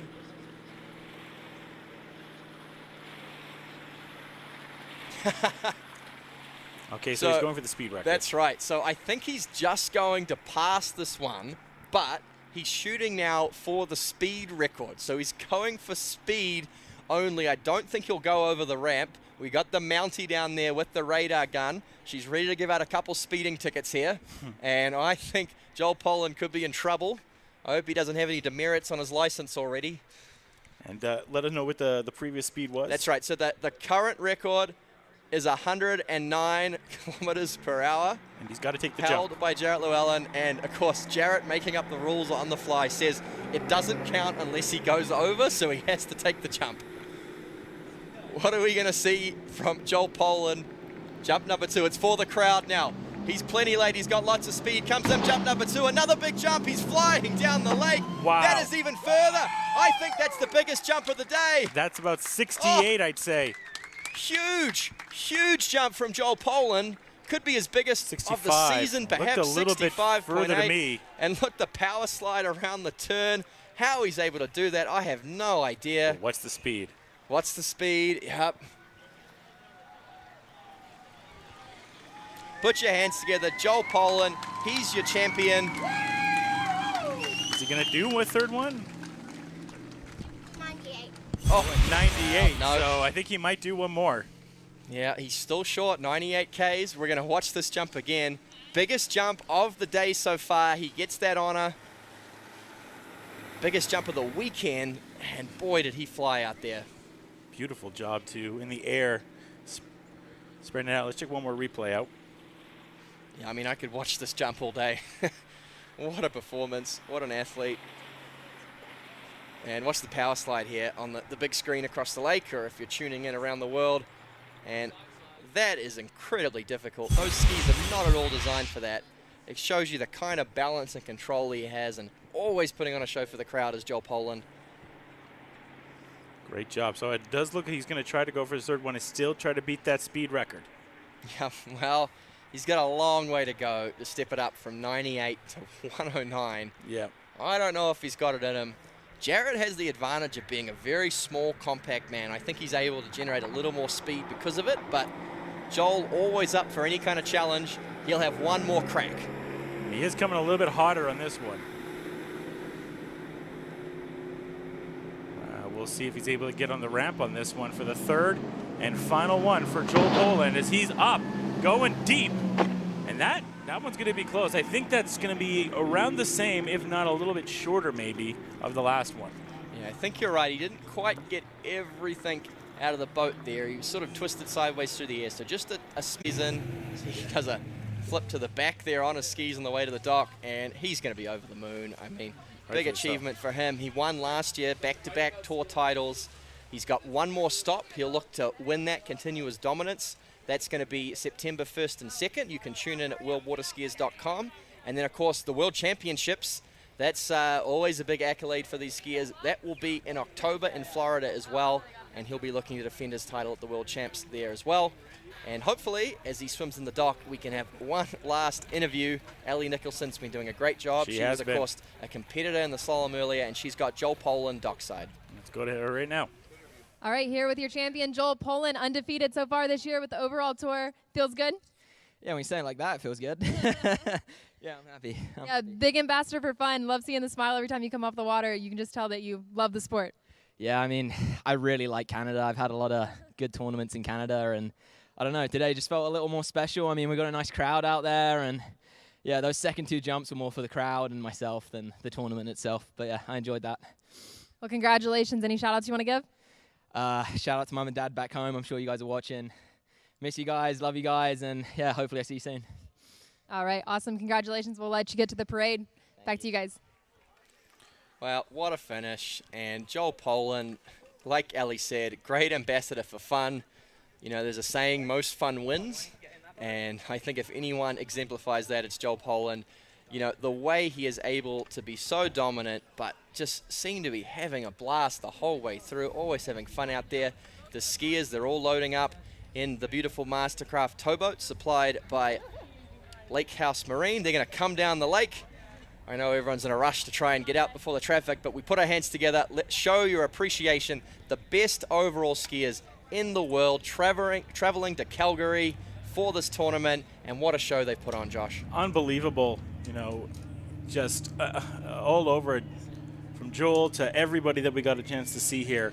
And this jaunt here, from the slalom to the trick to the jump, just a terrific performance all around from everyone. Give them a big round of applause. Here is your champions, and they absolutely deserve your admiration for everything they've done here at the Calgary Cup. What a pleasure it's been just to be a spectator for this event. I have loved every minute of it. I've been a huge fan of the tour for, you know, since its inaugural events a few years ago. I've watched every event, and this is my first in person. I know this is your first time experiencing water skiing. You were telling me earlier, you know, this should be on TSN, it should be on ESPN. Yep. How much have you enjoyed today, Josh? It's been absolutely fantastic. Just a different level of athleticism that you don't always get to see, and I think that's shown to case today by what the crowd has seen. I'm sure what our online audience has seen. An absolutely spectacle, and when you get to see a great athlete, too, all over the place, great athletes, make no doubt about it, but what Joel is doing right now is absolutely fantastic and really should be showcased off a little bit more in the way that we've seen other extreme athletes showing, like a Shaun White, like a Kelly Slater, like a Tony Hawk. He's on his way to be on that level right now. Yeah, I couldn't agree more. And in overall skiing, the perfect score is 3,000 points. That means you had the top score in all three events. Joel Poland finished up with 2,970. Wow. And if that's not domination, I don't know what is. He has been unbeatable. Gianina, the same. She took out her third consecutive victory in the women's. Those two have been so strong. Really excited, looking forward to the next event. You know, Hannah Stratlova making her first appearance on the tour. She gave Gianina a really good run for her money. Connley Pette, the Canadian, what a great showing from him. We all want to see Edo back up there in the ranks. So we're going to have a quick delay. We're going to throw some commercials, and then we're going to be on with the awards down near the start dock, just under the big Red Bull arch. So stay tuned. We'll have awards up shortly. Get ready for summer at Lake House Marine, Western Canada's official dealer of Mastercraft, Taiga, ATX, and Crest. Shop now in Edmonton and Kelowna. Lake House Marine, your home on the water at lakehousemarine.com.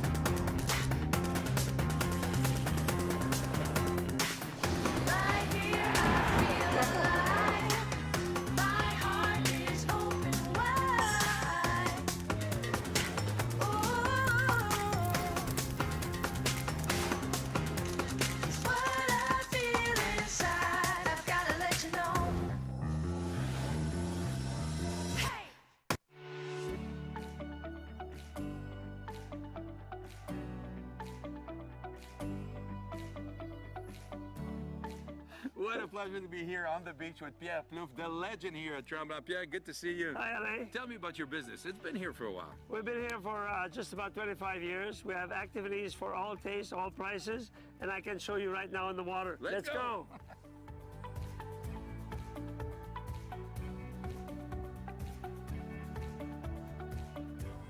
Yeah, this has to be the perfect spot for all water sports. Well, we're trying to have all sort of activities on the water, starting with the non-motorized pedal boat, canoes and kayaks, and the very popular lately, the paddle board. Yes. We also have the sailing. We have some sailing. We have some sailing boat. We have the day camp for kids. We have fishing boats, runabout, and very popular pontoons, which you can go in the water with families and friends. We have a day camp for kids, which includes water skiing in the morning, surfing and wakeboarding, and some fun boards behind the pontoon at lunchtime. We also have a floating mountain, which we call the iceberg. Actually, it's so popular that we had to buy a smaller one for little kids that wanted to go up on one side and slide on the other side. And the lake is always perfect for water skiing early in the morning, as I know you're the world champion, you train here. Yeah, I train every day here, and it's fun to have people.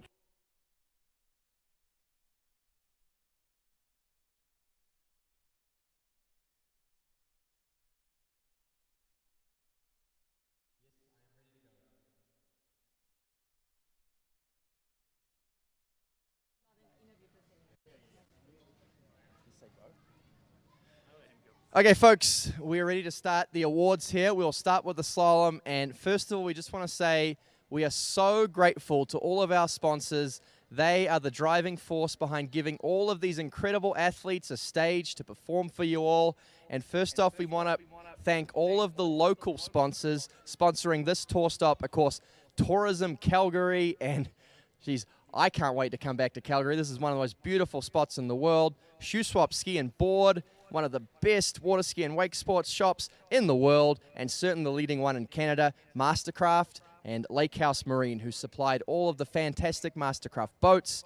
Of course, Kelsey Trailers, the Vern Oberg Legacy Fund, Weber Academy, Chalcedonian Gas, part of the Midstream Corporation, Field and Forge Brewing Company, and I'm excited to have a chat with them later on. WaterSki Alberta, WaterSki and Wake Canada, and finally the Alberta government. And first up, we'd like to bring up our women's slalom finalists in 6th place. Probably surprised to find herself in a pro slalom final. Well, actually, no, sorry. 6th place disappointed will be Paige Reinie of Canada, who skied so well to qualify and then unfortunately did not quite make it through. Okay, we'll move right ahead here. These were the two that probably found themselves surprised to be in the final, but they skied super well, really impressed. You'd be shocked to see her on the podium. She's not even as tall as a slalom ski, I'm not sure, is Gianina Bonaman Meckler. It's all right. The top 3 are here. They're the ones on the podium. 4th place, representing the USA, another skier, probably didn't expect to be ranked this high. It's Sasha Daniel Skaya.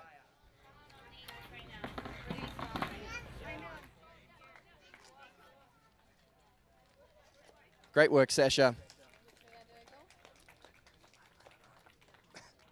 Now we move into the final 3, the podium places, and probably if you picked it going into this event, this is about the order you would have suspected. Not having the best tournament, but still doing enough to secure 3rd is America's Chelsea Mills.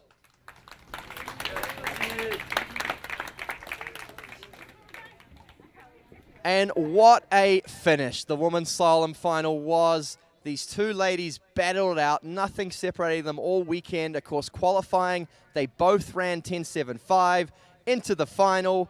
Ali went out 1.5 at 10.75. Whitney tied her. We had to go to a tie break. In the end, Whitney half a boy ahead, but 2nd place goes to Ali Nicholson.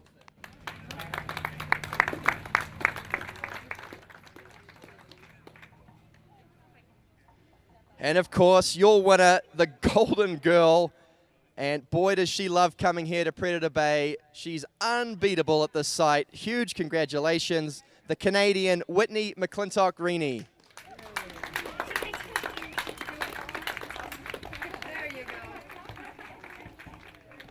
table to my left.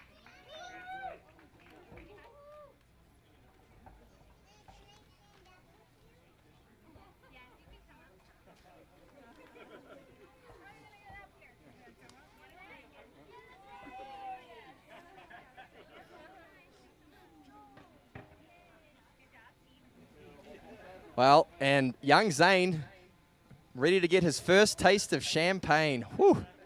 Start him young.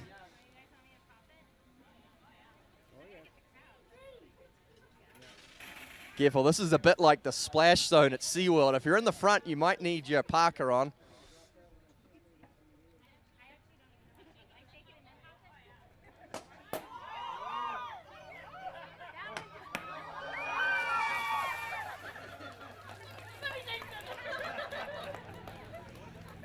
Wow, so much excitement here. Britta Llewellyn couldn't wait, and she popped in her own bubbly.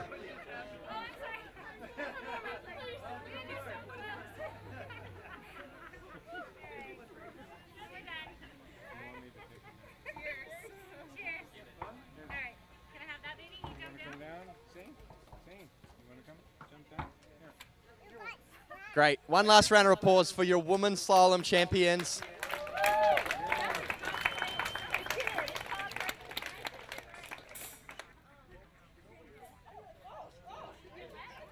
Next up, we had the men, of course, and this was a very tight battle, not a lot separating first through six. In sixth place, great to see him back at a professional tournament, Nick Parsons. He's disappeared to the woods of Idaho already, not to be seen again till next year. Fifth place, first pro event of the year, Canada's Cole McCormick.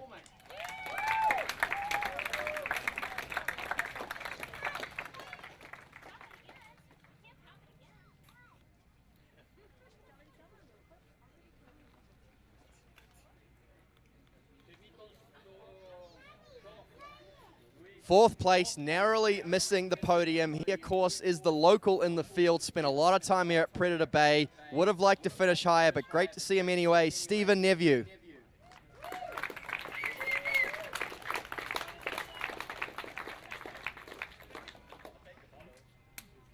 Okay, third place, actually tying for second, but we had to go back to the elimination round score. What's he doing here? He's a tricker, he's a jumper. Joel Poland.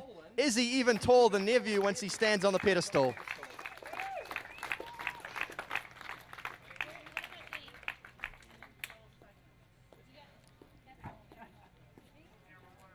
Second in slalom, and he's so close to winning a pro tournament. Another second place finish. Really well in the preliminary round. Didn't ski as well as you would like today, but big congratulations to Dane Meckler.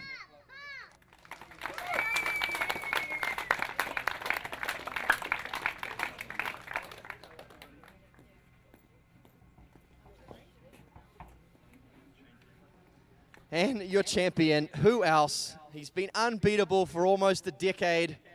He was the defending champion from this tournament 9 years ago and followed it up with great performances all weekend. It is, of course, America's Nate Smith.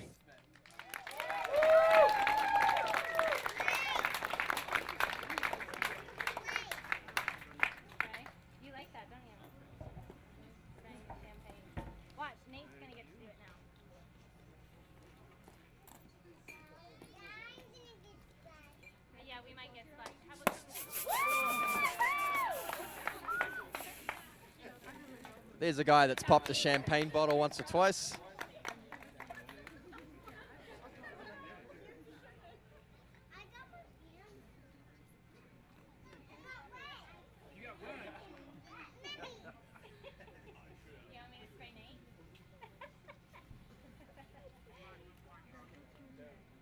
Okay, one last round of applause for your men's slalom champions at the Mastercraft Pro Water Ski Shootout.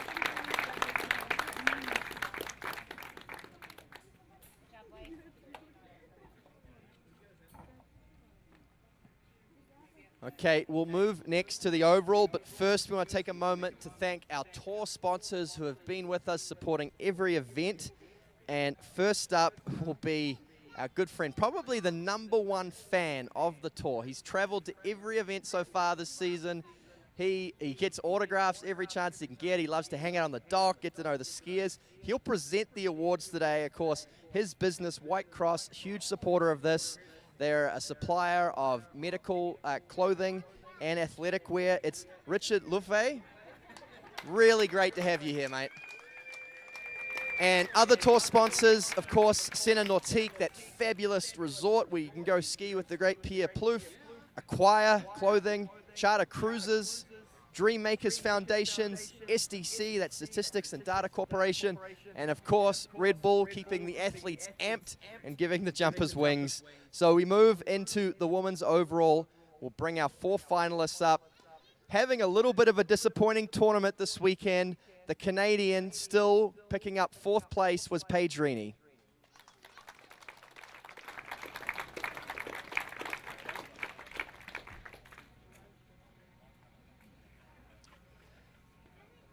Into the medals now.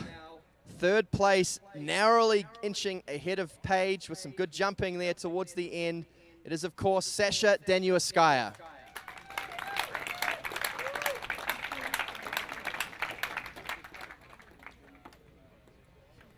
Second place, boy, was it a treat to have her on the tour for the first time this season. She's such a super talent, breaking the course record and jump.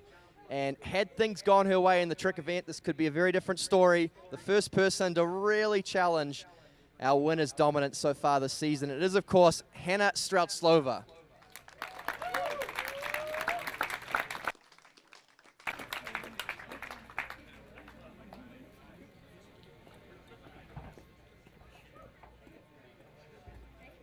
And your champion, undefeated so far on the tour this season. She made it 3 out of 3 this afternoon. It is, of course, Germany's Gianina Bonaman-Meckler.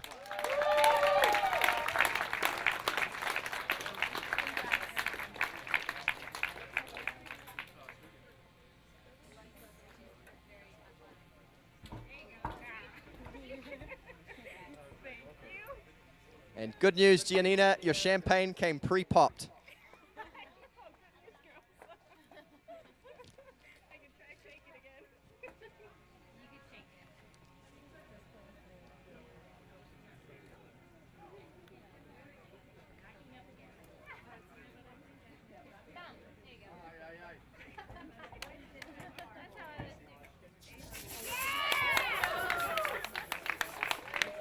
Very impressed. It's a lot of spray she managed to get out of a pre-pop bottle. And showing her talent, multifaceted athlete, great slalom trick jump, and obviously with the champagne.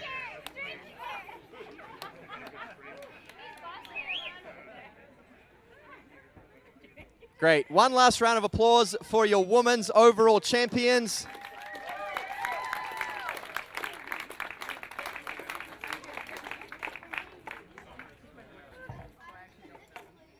We move now into the men's, and what another great competition this was. 4th place. He had a day on the water he'll want to forget about, but he's such a great young man. He's there week in, week out, and you just feel one of these days he's going to finish on top. It is, of course, Italy's Eduardo Morenzi.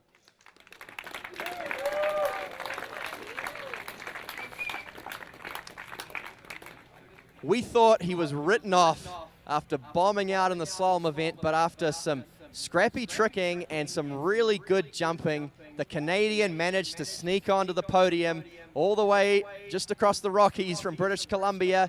3rd place goes to Connley Pette.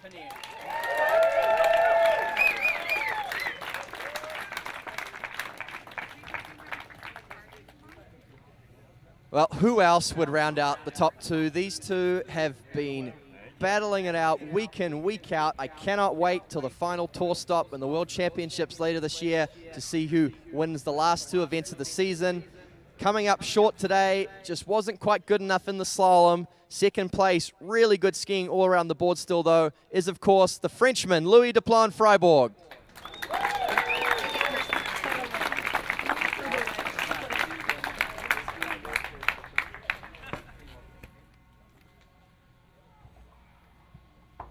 And your champion, who else? Undefeated, like Gianina. He's won all the stops this season. He seems unbeatable. When he slaloms like that, I don't know how anyone's going to catch him. Really tough to beat across all 3 events. We've already seen him on the podium in the men's slalom, taking out the overall. Who else but Britain's Joel Poland?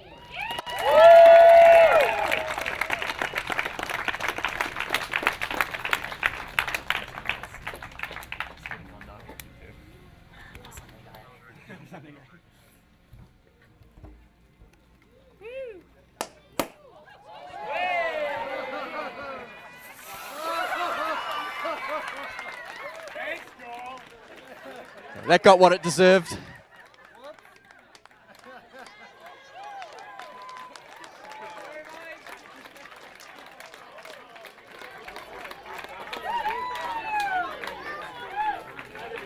Oh, great scenes.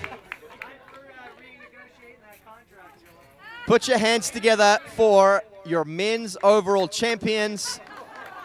I got one last thank you to make, and it is to the crowd. You guys have been phenomenal. You really made this event come alive. The sense of atmosphere you brought, the cheering was sensational, and these athletes love it, and it pushes them to really high performances. We hope to see all of you either in person or tuning in for the next stop, September 1st and 2nd in Florida. It'll be broadcast live on WorldWaterSkiers.com. From Josh and myself, it's been a huge pleasure, and I hope to see everyone back here next year, hopefully.